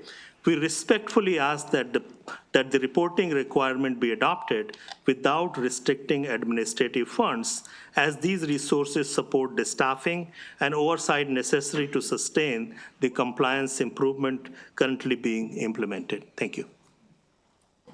Thank you. Any questions for this panel? Well, as you know, not a great set of information here, but your responses I appreciate, and I do appreciate the willingness to apologize for the impact that some of these policies have had on students and families, and that's really important and greatly appreciated. I know that we have our work cut out for us and kind of turning a corner on what's been outlined here, but we look forward to working with you around policy solutions to prevent our students and their families from not being able to feel like they can rely on the information they're receiving. So again, thank you for your attention to this matter. We do have some public testimony. If you all could reseat in the audience. I believe we have 2 witnesses today, Jill Simmons and Joseph Fisher. Thank you.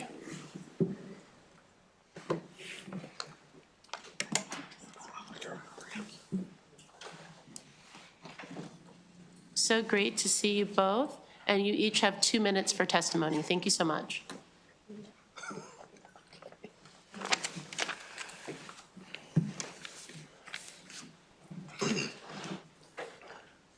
Madam Chair, I'm Joe Fisher, CEO and founder of First Generation College Bound. But also, I am the chair of Maryland Alliance of College Affordability and Equity, which we represents nonprofits, CBO statewide, from Prince George's County, which is where First Generation College Bound is located, as my colleague Jill Simmons is here, to all the way to the Eastern Shore, Baltimore City, throughout the state. I want you to know I appreciate this opportunity to come to speak, to talk about the next generation scholars and program and higher education outreach programs. I want to thank the Maryland Higher Education Commission and the Office of Financial Aid, as they have been great partners in connecting our students we assist with need-based aid and other financial opportunities. I'm here today to urge you to support the Next Generation Scholars Program and higher education outreach and college access programs, and respectfully to request additional funding to fully fund our alliance organizations as our previous funding levels were reduced. As applicants for these programs have increased, funding for eligible coalitions or members has declined as funds have spread across more organizations. NGS funding for eligible Maryland Alliance organizations has declined by approximately $200,000, and the outreach program funding has declined by $250,000. Funding for First Generation College Bound, which we're located in Prince George's County, has declined by approximately $70,000 for the current year. This directly affects our services to these students, as many of these students, some of them we've been tracking since 2017, in which our first class graduated in 2025. And we're still supporting kids in the pipeline, still in 10th, 11th, 12th grade today. So I want to really thank you for your time and respectfully request additional funding for these programs to enable our organizations to continue doing the great work we've been doing, as we're really supporting the Maryland Higher Education Commission doing this transformational work, as we're really connected with the students and their families to complete the process to attend an affordable college in Maryland. Thank you so much for your testimony. Good afternoon, Madam Chair, Madam Vice Chair, and members of the committee. I'm Jill Simmons, here representing Collegiate Directions. Founded in 2005 and based in Montgomery County, we are a nonprofit organization committed to closing the education, achievement, and opportunity gap for students who are first in their families to go to college and are from households of limited financial means. State funding through the Higher Education Outreach and College Access Program, administered by MHEC, has been critical to the success of our mission and the expansion of our Scholars and School Support Program. Over 60% of schools we serve through our Scholars Program have an effective farms rate of 55% or higher, and the average CDI scholar household income, regardless of high school, is $41,019. Funding ensures we can recruit and support bright, talented students. 90% of CDI scholars complete college, compared to the 16% national average of their peers. With funding from the Higher Education Outreach and College Access Program during the 24-25 school year, we provided financial aid training to counselors in 19 Montgomery County public high schools who collectively served 20,000 11th and 12th grade students. FAFSA completion rates at our partner schools typically outpace national and state averages. We also served 1,100 students and families from 16 schools across the county through a combination of financial aid workshops, application completion events, and one-on-one support sessions. A reduction in funding for 2026 has reduced our capacity to serve students who should have access to high-quality supports. Demand for one-on-one support and workshops has increased, but funding has not kept pace. Supporting our students demands a high level of time and expertise, and although we leverage technology to perform much of our outreach, there is no substitute for qualified staff to help students and families navigate the college process. Thank you. Thank you so much. Are there any questions for this panel? Thank you so much for what you do for Maryland youth. I'm a first-gen college graduate myself, and so the work you're doing is transforming not only their lives, but their future families' lives too. So thank you so much for your time today. There are no other witnesses that I see for this particular budget, so that would conclude the budget hearing for MHEC Student Aid. We just want to continue to round out our higher education conversation by welcoming Coppin State to the next analysis. So if we can hear from Micah Richards, and then next from the president.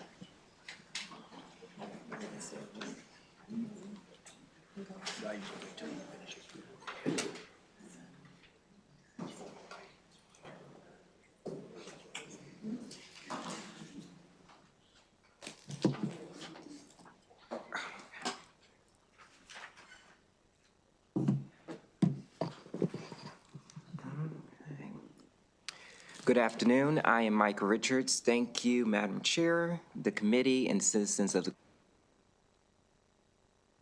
today. I am presenting Coppin State University Fiscal 27 Operating Budget Analysis. Starting on page 1, the Fiscal 27 budget increases by 5.3% to $134 million. On page 4, Exhibit 1, FAR 25, undergraduate enrollment increased by 30.7% compared to FAR 24 due to a marketing campaign focused on the resources and opportunities that are offered to students.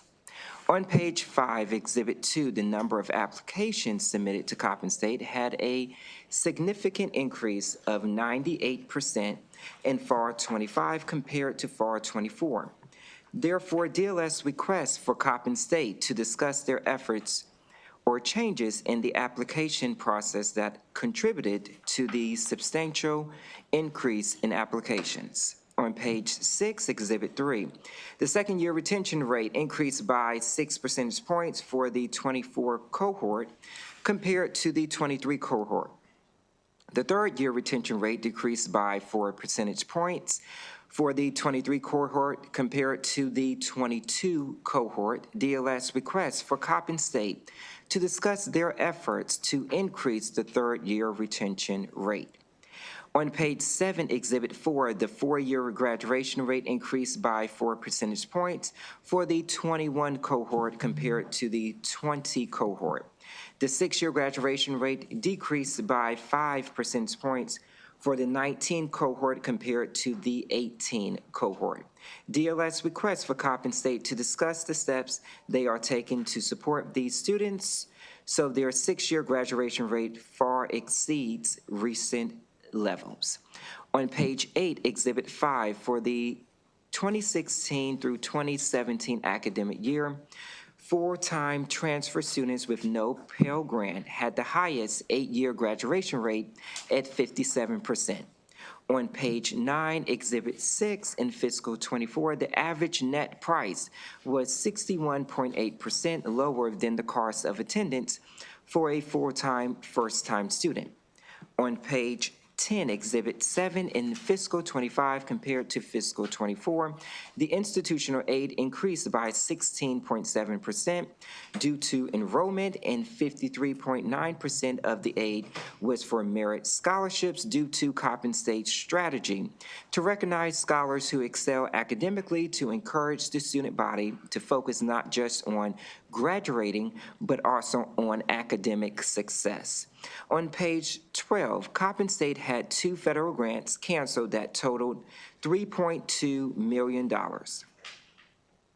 On page 14, Exhibit 10, the state operating funds increased by 1.2% in fiscal 27 compared to fiscal 26.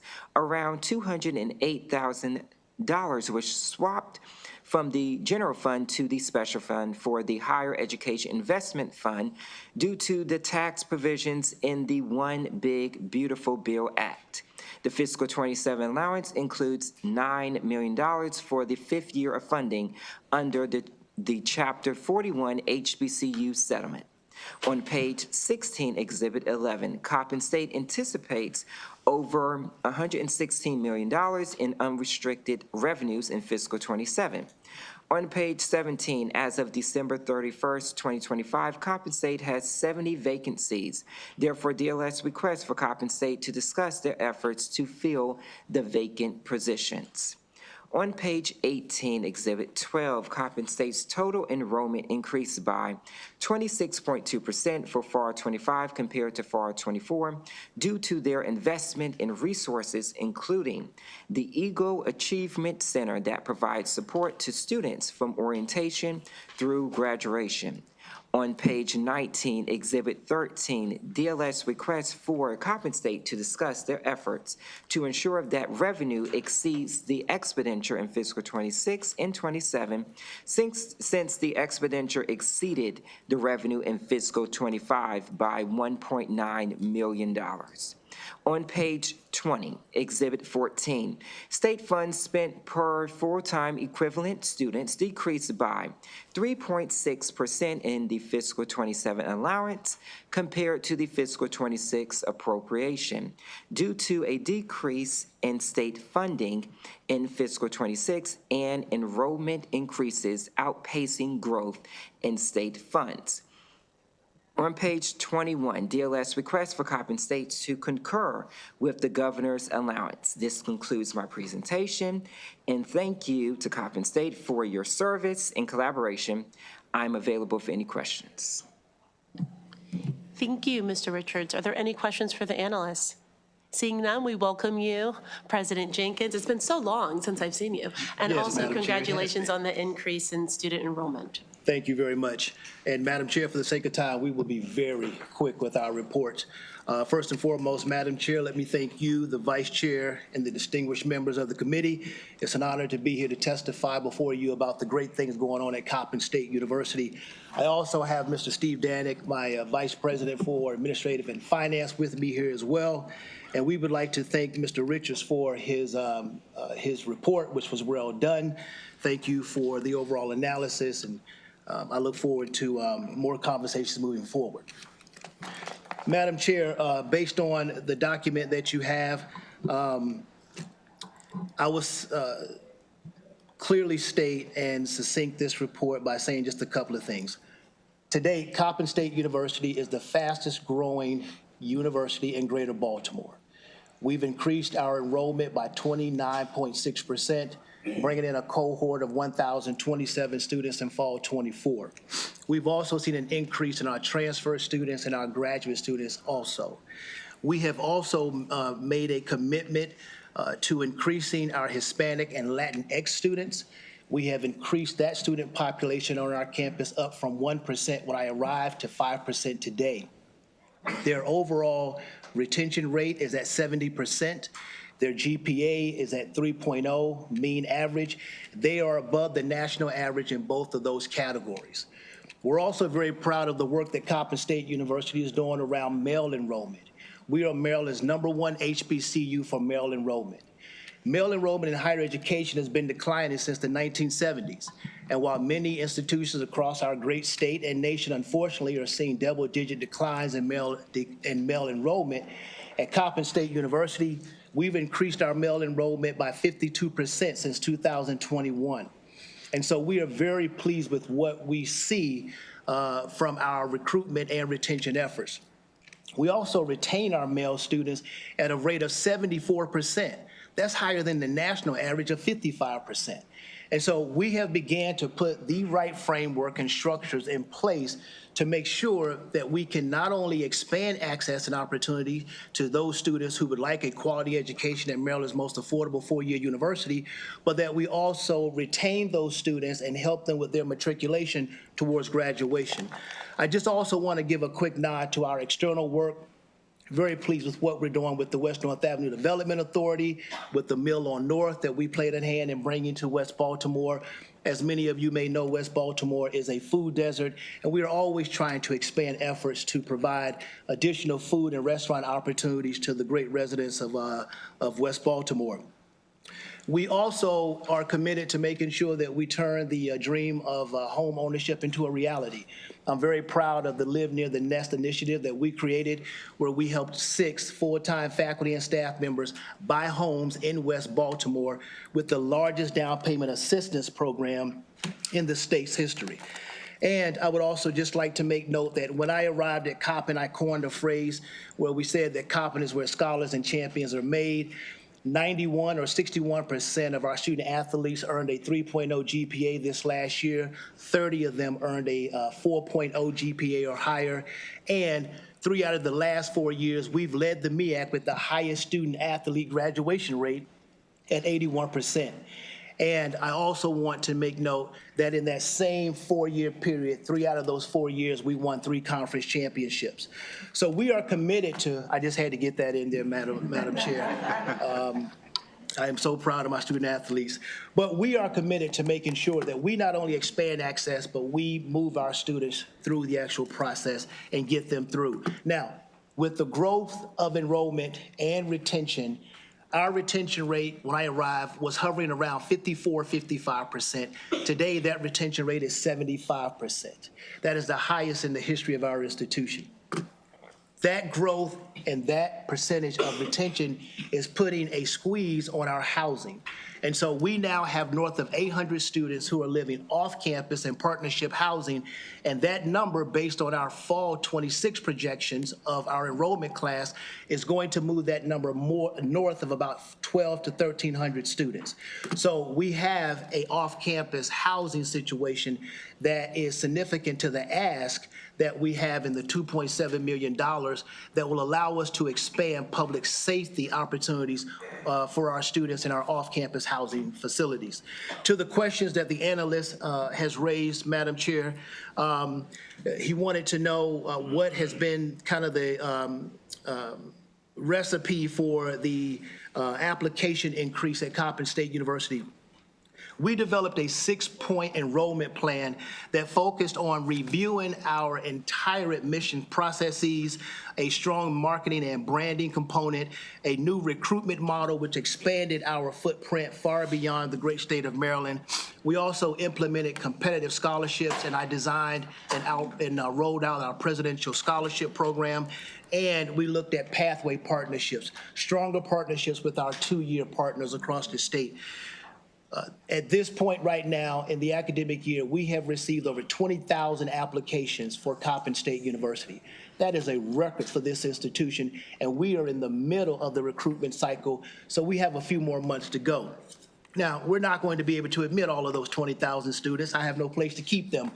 But based on our intrusive and very committed effort to reintroduce and introduce Coppin State University and rebrand this institution, students and families are responding to our push to become a university of choice. And then secondly, with retention increase, as I noted, we increased our first-year retention from 55% to 75%.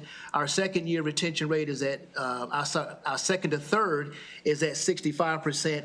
Our third to fourth-year retention rate is what we are currently working on now. We feel very confident with the framework and the very important intrusive efforts we've put in place. We will see that number have the same results as our first and second-year retention rate. And so we also wanted to give attention to the question that was raised about our large incoming cohort and making sure that their 6-year graduation rate exceeds current levels. We are committed to that. And we believe that the lag that you see in our 75% retention rate, that will have a subsequent impact, a positive impact on our 6-year graduation rate. But I also just want to take a quick moment, Madam Chair, and say this. I think it is important that we in higher education start to reevaluate the 4-, 5-, and 6-year graduation rate model. That is a model that higher education borrowed from the NCAA in the early 80s. It no longer fits for today's college student. We now see more students who are coming to us with dual enroll credits who come in at the sophomore level. Those students are graduating in 2 and 3 years. For Coppin, we also see a growing number of adult learners who have stopped out had to work and come back, and they take longer than 6 years to graduate. In both those cases, the students graduating in 3 years and the ones graduating in 8 years, we get no credit for those students, yet they earned a college degree from Coppin State University. But until higher ed is ready to have that conversation with me, we're going to double down on making sure that we use every opportunity we have to improve the 4-, 5-, and 6-year graduation rates. And one of those ways we're focusing on is artificial intelligence. And that is a part of our ask as well. I would like to stand up a center for artificial intelligence at Coppin State University. I think it is important for HBCUs to be a part of this conversation in developing AI for the future of higher ed. The other institute I would like to stand up is an Institute for Male Development and Achievement. I just talked about what we were doing with our male students. I believe Coppin can be a model, not only for the state, but for the nation. And then finally, the last two questions, I will turn to my CFO to talk about the details and efforts on filling our vacancies. It was noted we had 70 vacancies. We are now down to, I think, about 60 or 61 vacancies. I'll let Steve talk about that. And then the last question is we'll have him address the expenditures and our overall revenue balance. Steve? Thank you, Dr. Jenkins. Madam Chair, Madam Vice Chair, members of the committee, thank you for the opportunity to address these two items. On the vacancy question, we have taken a much broader approach to where we are recruiting as well as where we are posting our positions. As a result of these efforts, we've actually been able to reduce our vacancies as of the beginning of February from 70 down to 61, and we had an additional 7 employees scheduled to be onboarded between the beginning of February and the first part of March. So I think these enhanced approaches are showing their benefits, and we'll continue to implement these as part of our normal recruiting process. With regard to the last question, Coppin State regularly monitors its spending relative to revenues, and that's evidenced by the fact that this has not occurred over the course of the last 7 years. In 2025, we implemented a new ERP system called Workday. As a result of that implementation and the new technology and capabilities it provides us, we're going to leverage that technology to ensure that as we move forward, this does not happen again, and we monitor our expenditures so that they do not exceed our revenues. Thank you. Madam Chair, Vice Chair, distinguished members of the committee, thank you all very much. That concludes our report. Again, I would ask that there is a favorable return on the request for the $2.7 million that Coppin State University is asking for the centers and the continued success of our students and university. Thank you. Thank you for the testimony. Are there any questions for the panel? Delegate Tolles. Chair, just a quick question. Can you go back to, and hello, and welcome. Welcome to me. This is my first time in hearing your budget. But just a quick question. Can you talk about the West North Avenue development and what you have done and how it has benefited Coppin State? I think it's a wonderful initiative that was put together by Senator Hayes. And so I wanted to ask you, could you speak to that a little bit? And if you could pull your microphone up. Yes, ma'am. Just very quickly. So thank you very much, Delegate. Sure. As chair of the West North Avenue Development Authority, we are committed to creating a quality of life ecosystem. We are focused on housing, transportation, education, healthcare, and safety. Those are the strong pillars of the entire project. We are partnered with various community members, developers who have come in. They have renovated homes. They are bringing new projects onto West North Avenue, grocery stores, townhomes. We are focusing on transportation studies and so forth. It has been a wonderful effort in making sure that we continue to elevate West North Avenue. The residents of the community really appreciate the changes that they are seeing. And as you drive down West North Avenue, and we are far from complete, you can see today a huge transformation in what was there just several years ago. And so we'll continue to push and make sure that the projects that we have slated around those 5 particular pillars continue to move forward. And I want to thank the governor for his support in helping to fund these very important efforts to revitalize a part of our city that has been de-invested in for so long. Thank you. I think it's a great initiative, and I just wanted, so thank you for sharing that, and I have a reason for it, but, so thank you for that.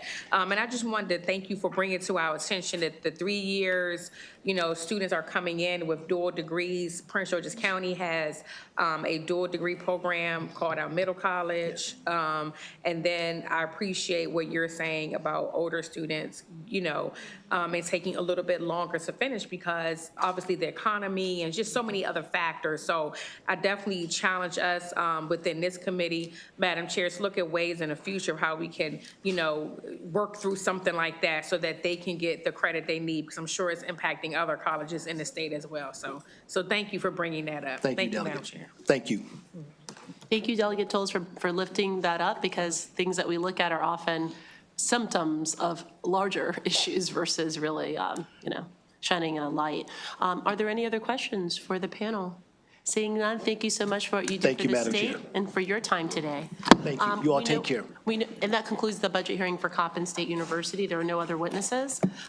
We do have some young people with us today, so we want to be sensitive to that. So we would like to hear from MSDE Funding for Educational Organizations, and Natalie Andrade will provide the budget analysis.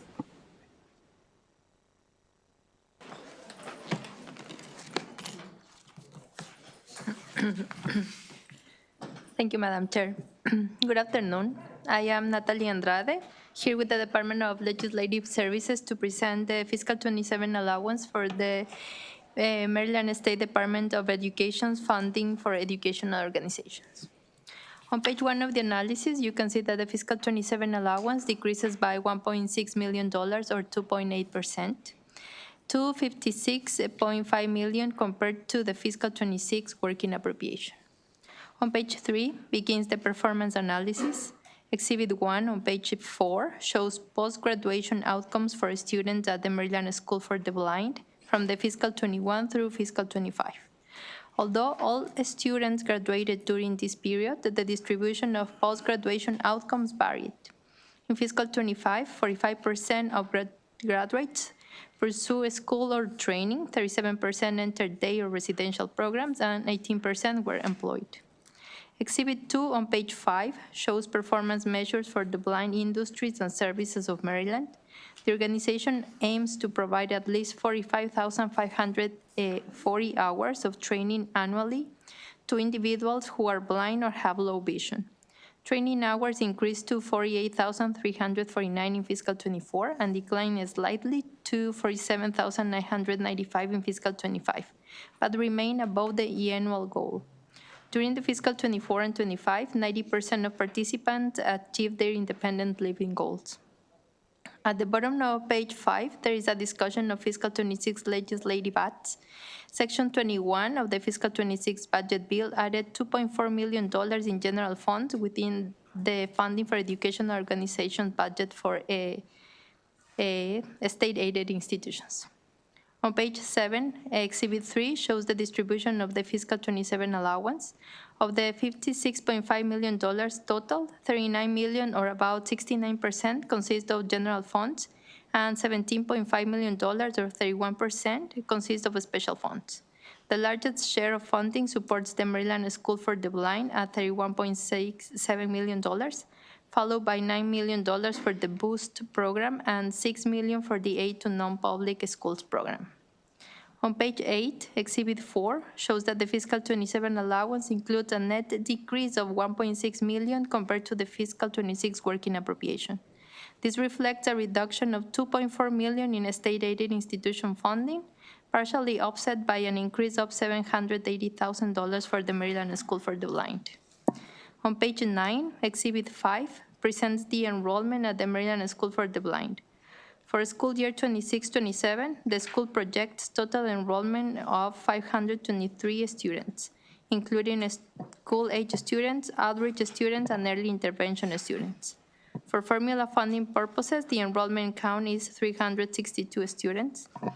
In a 2023 audit of the school's enrollment, MSB discovered the data missing in its monthly count of outreach students in the 2021-2022 school year. Due to the methodology by which MSB's enrollment for formula funding is calculated over 6 years, this undercount is in average student enrollment in fiscal 2022 impacts MSB's formula funding through fiscal 2027. So the agency should quantify the annual impacts of the annual impact of the fiscal 2022 outreach student undercount on the Maryland School of the Blind for the Blind formula funding through fiscal 2027. On page 11, Exhibit 6 shows MSB's revenues and expenditures from fiscal 23 through fiscal 27 estimate. MSB projects fiscal 27 revenues of approximately $45.6 million and expenses of $52 million, including depreciation. Excluding depreciation, expenses are estimated at $49.9 million. After accounting for the prior year fund balance, MSB projects a cash balance of approximately $15.7 million at the end of fiscal 2027. On page 12, Exhibit 7 shows MSB's expenditures by category. Personnel costs represent the largest share of spending and are projected to increase by approximately $2.6 million or 7% from fiscal 26 to fiscal 27. So MSB should comment on the reasons for this steep rise in personnel costs since fiscal 2025. Exhibit 8 on pages 13 through 15 show state-aided institutions funding. In the fiscal 2027 allowance, 57 nonprofit organizations received grants totaling approximately $6.7 million to support educational programming across the state. Most grantees receive level funding. However, overall funding for state-aided institutions declined because several organizations that receive one-time legislative funding in fiscal 26 do not receive funding again in fiscal 27. Issue number 1 begins on page 16 and discusses the BOOST program, which provides scholarships to students from low-income families to attend non-public schools. The fiscal 27 allowance includes $9 million for the program, which is level with the fiscal 26 working appropriation. Exhibit 9 on page 17 shows the BOOST program appropriation and fund balance in fiscal 2026. The program had $9.7 million available for awards, including funds carried over from the prior year, and approximately $9.5 million in scholarships were accepted, leaving a remaining balance of about $233,000. Exhibit 10 on page 18 shows the distribution of the BOOST awards. In fiscal 26, 2,796 students received approximately $9.5 million in scholarships. Awards were distributed across the students attending both public and non-public schools and including additional awards for high school students and students with special education needs. Exhibit 11 presents assessment results for BOOST and non-BOOST students. BOOST students score below non-BOOST students by an average of 13 percentage points across English, language arts, mathematics, and science. MSDE should comment on why special education awards did not meet the 617,522 legislative directive and the efforts of BOOST schools to close the gap between BOOST and non-BOOST students on standardized assessments. Finally, on page 20 begins the operating recommended actions. The first recommended action restores language requiring additional awards for students with special needs and requiring MSDE to report on BOOST program participation and outcomes by January 15, 2027. The second recommended action makes technical corrections to the BOOST program eligibility language in the budget bill. With that, I conclude my presentation. I'm happy to answer any questions. Thank you, Ms. Andrade, for your analysis. Are there any questions for the analysts? Yes, Delegate Tolles. Thank you, Madam Chair. Just so I can understand the asterisk that says the notes grantees that receive supplemental grant funding, that is in our supplemental budget that came down, or is it just that they got additional funding?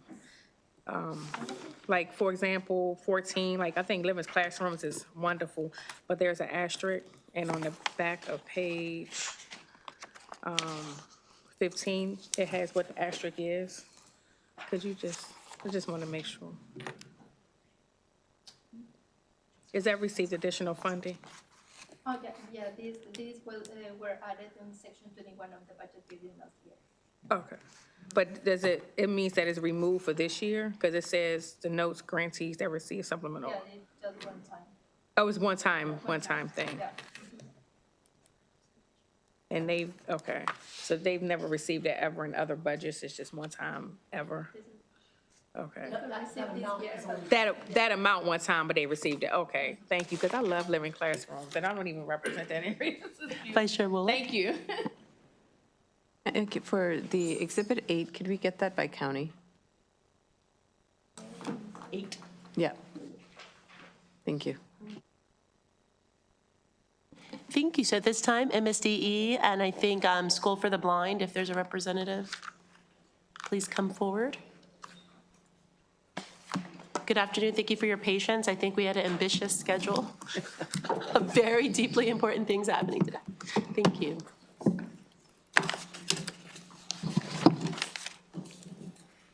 Well, good afternoon, Madam Chair, Madam Vice Chair. I'm Carrie Wright, State Superintendent of Schools. With me today is Krishna Tallur, who's the Chief Operating Officer, and Donna Gunning, the Chief Financial Officer. And I want to say thank you for all your hard work and commitment and support for public education. And once again, Natalie Andrade, for your very thorough analysis, as usual. Well done. I also want you to know that there are representatives from the Maryland School for the Blind who are here and will present their response to the analysis separately. The funding for educational organizations portion of MSDE's budget provides valuable services to Maryland's children. The state-aided institutions provide experiential learning opportunities for economically disadvantaged children, experiences that these children would not have had without these organizations. The Broadening Options and Opportunities for Students Today, or BOOST program, provides scholarships to economically disadvantaged students to attend participating non-public schools. The MSDE team works diligently to implement these programs, serving schools, students, and families across the state. We are grateful for the partnership with these organizations, and we appreciate the support of the General Assembly. I'm now going to turn this over to Krishna Tallur, who will share the department's specific responses to the analyst questions. Good afternoon, Madam Chair, Vice Chair, and committee members. For the record, I'm Krishna Tallur, Chief Operating Officer for MSDE. The funding for education organization budget analysis asked MSDE to comment on two components of the BOOST program, award for special education and student assessment. Regarding the award for special education students, the department would like to share that the actual amount awarded is less than the legislated amount due to parents who declined scholarships, schools that could not confirm student was receiving the special education services, and cases where students' total cost was less than the combined BOOST award and special education adjustment. Regarding the gap in performance among the BOOST and non-BOOST students, this is not a metric the department is required to collect or analyze. The operating budget language requires schools to administer assessments and requires MSDE to collect the assessment data and report the results. MSDE concurs with the analyst's recommendation regarding the changes to the language for the required annual report on the BOOST program. With that, MSDE's response is completed, and we stand ready for any questions. Thank you. Thank you. Any questions on that testimony? You can continue. Is there any SAI testimony or anything else you want to? Okay, go ahead. Hello, friends.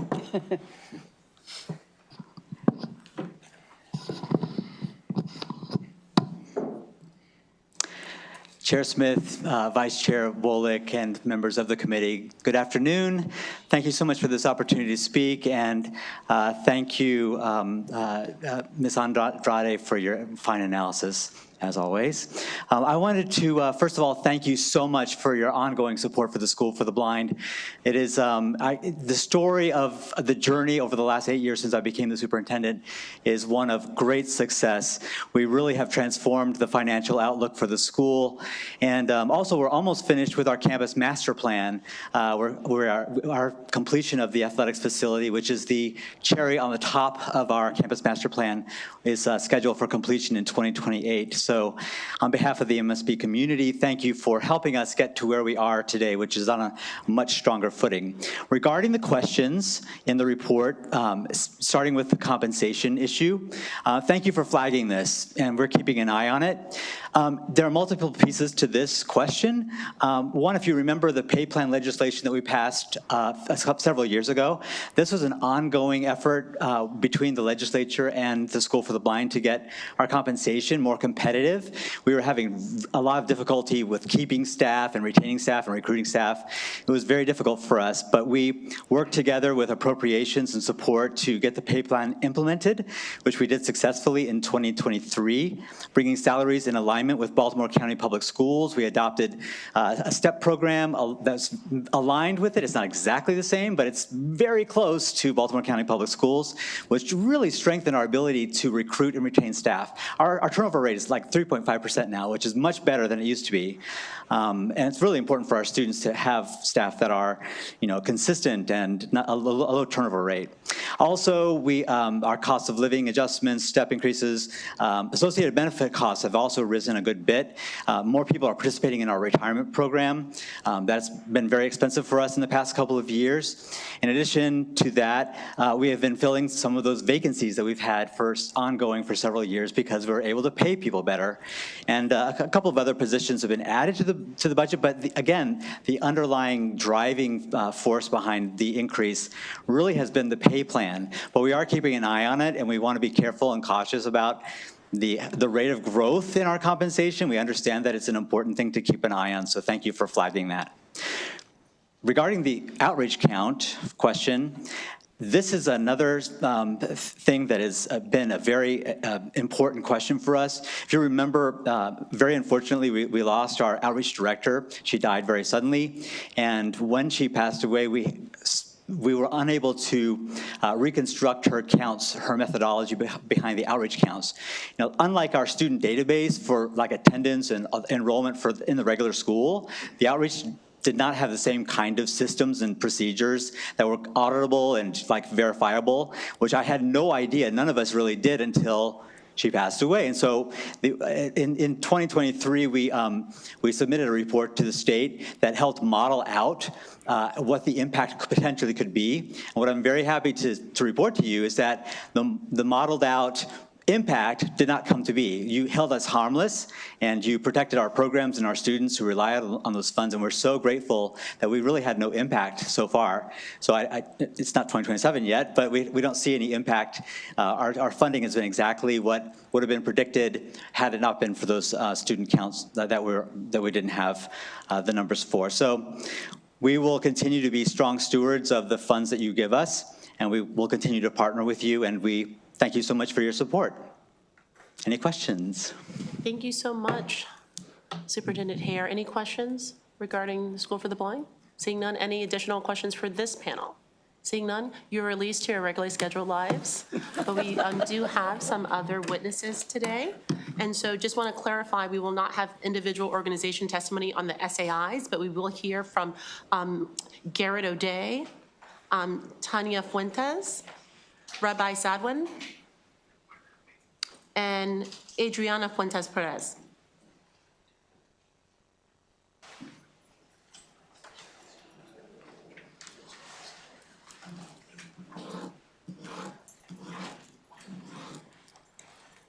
And you'll each have 2 minutes to give testimony, so just get comfortable. And Rabbi Sadwin, we can start with you when you're ready, if that works for you. Okay, I'm going to be the fastest witness today. Good afternoon, Madam Chair, Madam Vice Chair, members of the committee. Thank you for having us, as always, and thank you to Dr. Wright and her team who are here as well, and thank you for the support of these programs for these many years. That's it. You blew me away. Thank you for that. You can go next. Good afternoon. My name is Adriana Fuentes Perez. Good afternoon. My name is Adriana Fuentes Perez. I am currently a 10th grader at St. Vincent Pallotti High School. Boost is very important to students like me. For many students, school isn't just about learning in a classroom, but it's also an escape from problems at home. My family has gone through some difficult changes that has made Boost even more important to me. My father is no longer living in my home and no longer a financial provider due to struggles with addiction. Because of this, my mom has taken on the responsibility of supporting our household on her own. She is raising 5 kids and is working extremely hard to make ends meet. Watching my mom work so hard has made me motivated to do my best in school and in everything I'm involved in. I am an honor roll 3-season sport athlete at my school and also involved in the Student Government Association as the secretary of my class. As we know, school can take a mental toll on you, and having financial problems at home can make it even more difficult. Boost has helped relieve some of that pressure. It gives students like me a chance to stay involved in school, focus on our education, and continue working on our goals without worrying as much about the financial side of things. My home public high school is not really the best fit. This forces my family to having to pay for tuition for me to continue my education safely. Boost is more than just the money. It's an opportunity to stay engaged in school activities, to continue building leadership skills, and working towards my future. It is support and chances. Thank you. Thank you. Good afternoon. Thank you for allowing me to come before you in support of the Boost program. My name is Tanya Fuentes, a public school educator and a mother of 5, including a St. Vincent Pallotti 2024 graduate, and now a St. Vincent Pallotti 10th grader, Adriana. In February of 2023, I received a call from my son, a junior at our home high school. He was frantic and asked to be picked up. A classmate had overdosed in the hallway and collapsed in front of him. With his older brother graduating that year, my son cried that if I didn't take him out of that school, he would drop out. His anxiety from the constant drug issues around him, the inability to even use the bathroom due to safety concerns, the thought of him being there the following year without his brother was too much for him. He called Pallotti himself and attended the open house, then completed his senior year at Pallotti with the help of Boost. The following year, it only made sense for Adriana to attend St. Vincent Pallotti. I was concerned about the financial load for our family of 7, as my husband was beginning to display unstable work habits. A year later, in June of 2025, my husband left our home due to substance issues. He stopped working, he stopped being a present father, and was not contributing financially to our home, leaving me on my own with 5 children and a sick elderly mother to care for. Throughout this, Adriana has done more than I could have ever dreamed of her doing. She is an honor roll student, the first female wrestler in 30 years of wrestling at St. Vincent Pallotti, a varsity soccer and lacrosse player, the MC at the school's pep rallies, a school tour guide, just an overall amazing kid that makes me so proud. Should Boost discontinue, there would be no way for me to afford tuition at St. Vincent Pallotti. I would have no choice but to enroll her at our home high school. I would be ripping her away from the community she has been a part of, a school experience above anything I could have wished for her. I believe that every child deserves a good education regardless of their economic background or zip code. Please help families like mine keep our children in the school that gives them love, education, and religious guidance. Thank you. Thank you so much. Excuse me. Thank you, Chair Smith. Members of the subcommittee, thank you for having us in today. Garrett O'Day, Deputy Director of the Maryland Catholic Conference, here in support of Boost. I want to thank our budget analysts for a wonderful, wonderful report there, and for Dr. Wright and Mrs. Gunning for their support through the State Department of Education for Boost. The parents obviously do the talking on this program every year. I just wanted to address a couple of the technical items. The blue ribbon language, that is there because, and this makes reference to the suggested removal of the 2024-25 school year assessment language. That's there because the current U.S. Department of Education is going to, I'll call this, they suspended the program. I think it's coming back, I hope. And we've, of course, picked up the slack here at the state level, but for the time being, those assessment lists are listed out to allow schools to show who are the highest performing schools in America, of course, and that's the assessment list we use for Boost. And we would suggest that you continue to do that as we have done in the past. Proficiency data. So this is kind of a thing that really compares apples to oranges. Public schools take these tests too with the Blue Ribbon program, just as I said, and their assessments, as we mentioned, to determine who are the best of the best on schools throughout the entire United States. But However, here, schools prescribe what they consider proficient, so it may not be 65 for some schools in some tests. They may have a proficiency level of 90, for example. So if it were to be lower to across the board 65, for example, I think those proficiency data on the boost and the non-boost students would skyrocket and go up quite a bit. So as we hear all that being said, the testimony every year for the boost program is that students are doing very, very well on this program. They're exceeding in their academics, and it's made a difference in their life, often called by parents a lifeline to them. So boost applications open today with the State Department of Education, so I'm sure we'll see thousands of applications again for this great program. Thank you for your support. Thank you for your testimony. And Adriana did an amazing job. I know that Mother Fuentes, I want to say Ms. Fuentes, but either one of you could respond, but thank you for the role model that you are. And I want you both to know that you are overcomers. You can't have a testimony without a test. And I know that your life is doing, it's giving the example to not only each other, but to others who are observing you flourish in spite of. So do not ever be weary and well-doing. Continue to do what you're doing. Are there any questions for the panel? Seeing none, thank you so much for being here with us today. We have a few more witnesses. Moses Swang. If they're here with us. Yes, you can both come. Thank you so much.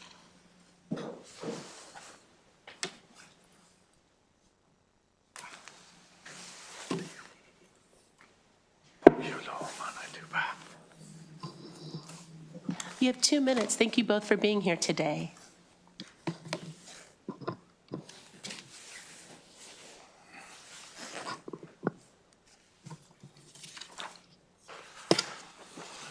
Good afternoon, Madam Chair and Vice Chair and all members of the committee. My name is Moses and I'm here today as a parent of 4 to express how important the Maryland Boost program is to my family. I have 4 children whose ages range from 11 to 17. My younger child is a special needs because he is autistic. He needs extra care and consideration when it comes to his schoolwork. Boost allows for me to support him by putting him in a program where he can receive all of that in school.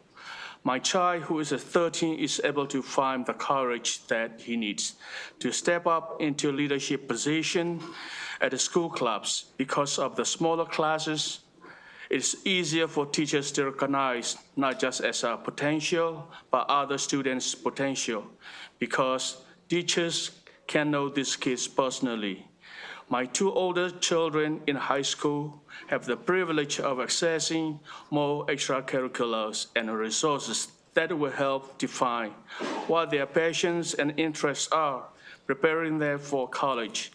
I feel blessed to know that when the time comes, their student recommendation will be much more distinct and unique because of the smaller class sizes.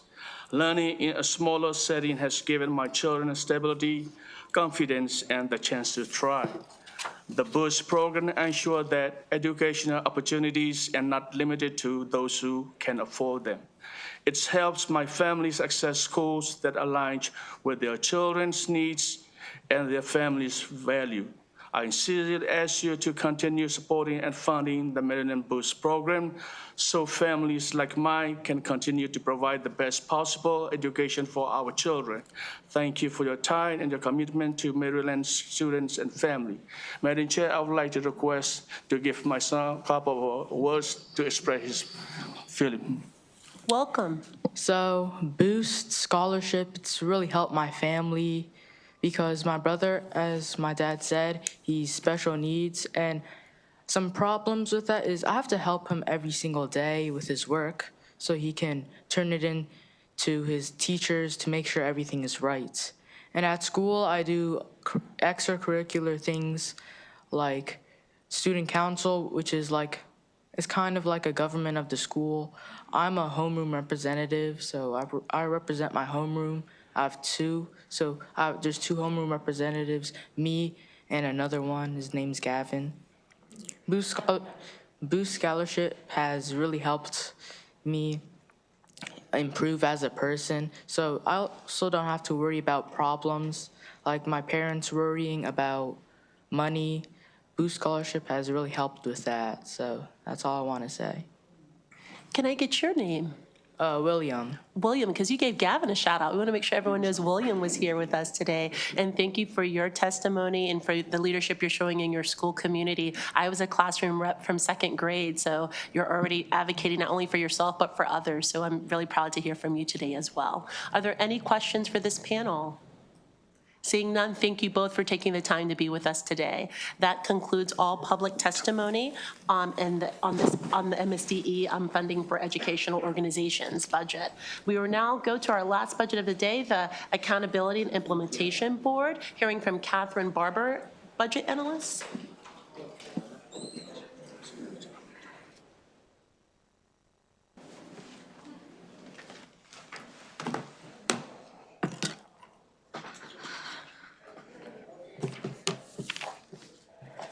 Good afternoon. Thank you, Chair Smith. My name is Catherine Barber, and I'll be presenting the fiscal 27 budget analysis for the Accountability and Implementation Board. For some context, AIB was established in Chapter 26 of 2021 as an independent agency responsible for the oversight of blueprint implementation and the evaluation of its outcomes. AIB's fiscal 27 budget totals $3.5 million in blueprint special funds, which is an increase of slightly more than $78,000 or 2.3% from fiscal 26. Exhibit 1 on page 2 shows AIB's fiscal 27 allowance by spending category. $2.8 million of the $3.5 million allowance, or 82%, is for salaries and fringe benefits. Exhibit 2 on page 3 shows the changes from fiscal 26 to 27. The roughly $78,000 increase from the prior year is driven by a $61,000 increase in personnel expenditures. The remaining growth includes about $14,000 across standard cost allocations and a $3,000 increase for consultants to assist with the development of blueprint outcome measures and implementation plan review. Moving on to the personnel section on page 4, budgeted turnover increases from 1.59% to 6.26%, which is in line with the agency's current level of vacancies. As of December 31st, 2025, AIB had 1 reported vacancy. The key observation section begins at the bottom of page 4. Key observation 1 provides an update on blueprint implementation and outcomes. As you can see in Exhibit 3 on pages 5 and 6, as of August 2025, AIB has awarded $2.3 million in Phase 1 grants and $4.3 million in Phase 2 grants to provide technical assistance with rolling out the blueprint. Phase 1 funds were awarded as $100,000 grants to 22 LEAs, as well as the Career and Technical Education, or CTE, Committee to help locals develop a strategy to implement high-priority blueprint goals, such as career ladder implementation, pre-K expansion, and the development of college and career readiness pathways. LEAs were instructed to expend their Phase 1 grants by the end of calendar 2024, but as of August 2025, approximately 9% of these funds were unspent. For Phase 2 grants, AIB awarded grants to every LEA, the CTE Committee, and AIB's Technical Assistance Grant Program Strategy Lead to further support implementation efforts. As of August 2025, approximately $2.7 million, or 63.9%, has been spent. AIB projected that the remaining $1.6 million would be expended by December 31st, 2025, so there's bold language asking AIB to provide an update on Phase 1 and Phase 2 expenditures and any changes to the expected timeline for expending or reverting funds. Exhibit 4 on page 7 shows AIB's efforts to disseminate information and provide technical assistance with the blueprint implementation process. In fiscal 25, AIB exceeded its targets for providing technical assistance to LEAs and state agencies and holding public outreach sessions. Exhibit 5 on page 8 shows LEA progress on some of AIB's blueprint outcomes in fiscal 25, which is the second year of data. Goals related to test scores, workforce diversity and retention, and chronic absenteeism appeared in the MSD headquarters and MSD Aid to Education analyses. Of the remaining goals, AIB and the LEAs met the targets for pre-K enrollment and the number of schools visited by expert review teams. However, they did not meet the target set for access to high school apprenticeships, access to school-based health centers, or the number of teachers with national board certifications. Key observation 2 begins partway down page 9 and discusses LEA progress on the statutory requirement to pay teachers a minimum salary of $60,000 by July 1st, 2026. Exhibits 6 and 7 on pages 9 and 10 show salary progress overall and by jurisdiction. As of fall 2025, half of LEAs had met the minimum salary requirement. Of the 12 LEAs that remain below the threshold, only Somerset County has a minimum salary below $55,000.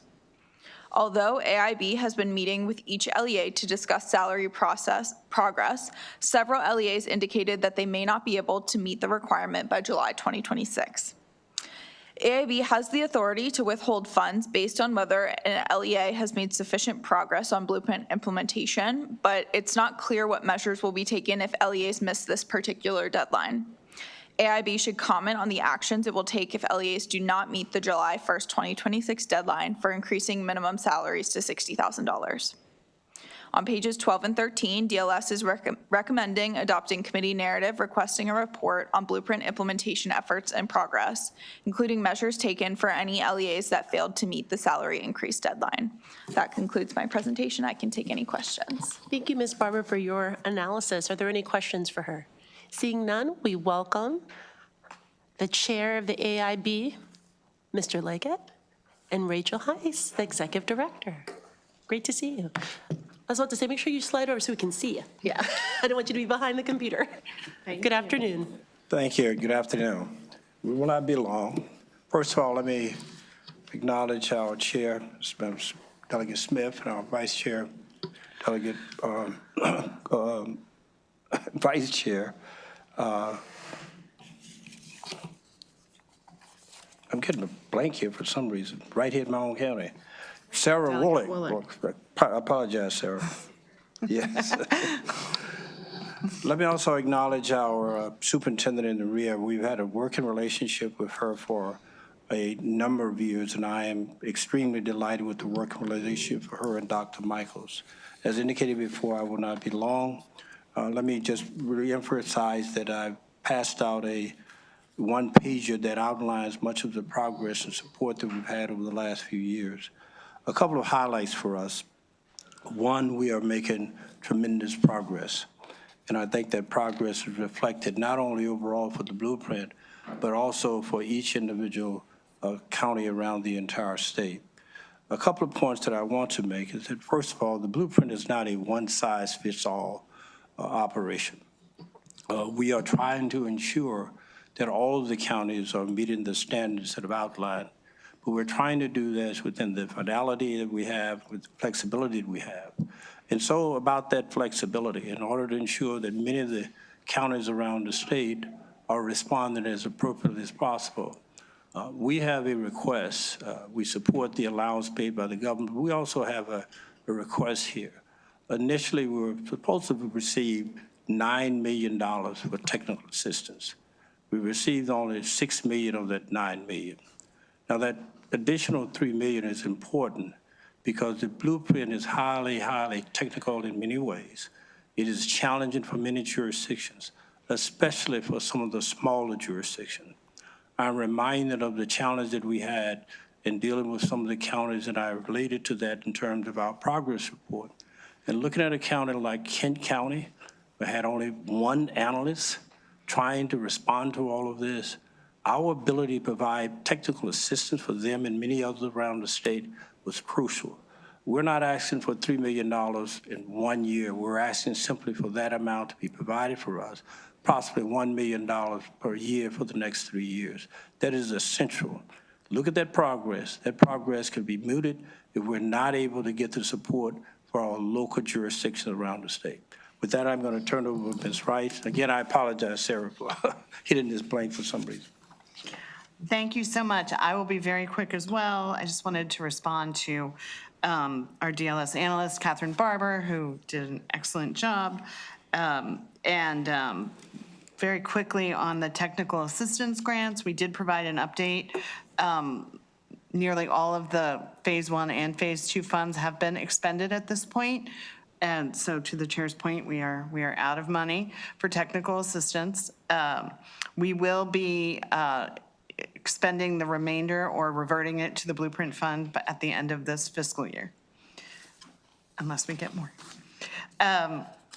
The second issue that was raised was really focused on the $60,000 minimum salary requirement. And for that, as Catherine pointed out, there's one district that is the furthest from meeting the requirement. 12 LEAs are currently meeting it and met it early. And most of the others are on a path to meet it. But there is one that, I think is highly likely not to meet it.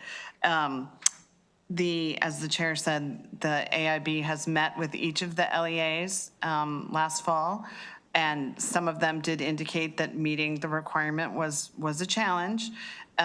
They asked if there was a waiver process or some exception to the requirement, and as you all know, it's a statutory requirement, and we don't have flexibility there. The AIB does have the authority to each year release funds that are automatically withheld under the Blueprint law, and to set the criteria for what to base that release of funds on. And so the board will be providing that information to the public and to the superintendents and the LEAs later this spring in terms of the specific criteria that they will use for the release of funds in fiscal year 2027, which may include some steps for districts that have not met the 60,000 minimum requirement. And then we do concur with the proposed narrative. We're happy to provide any information to you all to be helpful in assessing the implementation of the blueprint. With that, happy to answer any questions.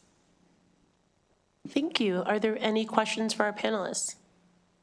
Seeing none, I just want to salute you on the increased outreach and meeting and exceeding, in many cases, your goals for outreach and providing technical assistance. And we're hearing what you're saying about it takes resources to provide the technical assistance about such a complicated yet important endeavor. So thank you for your leadership and partnership on this effort. And there are no other witnesses except perhaps is Dr. Kerwin giving testimony? No. Okay, so no. Okay. Other than that, that would conclude this budget hearing, and we thank you so much for what you're doing for Maryland. Thank you. Thank you. And that concludes the budget hearing for EED. You can just do it. We work together here. All right. Moving on to Capital.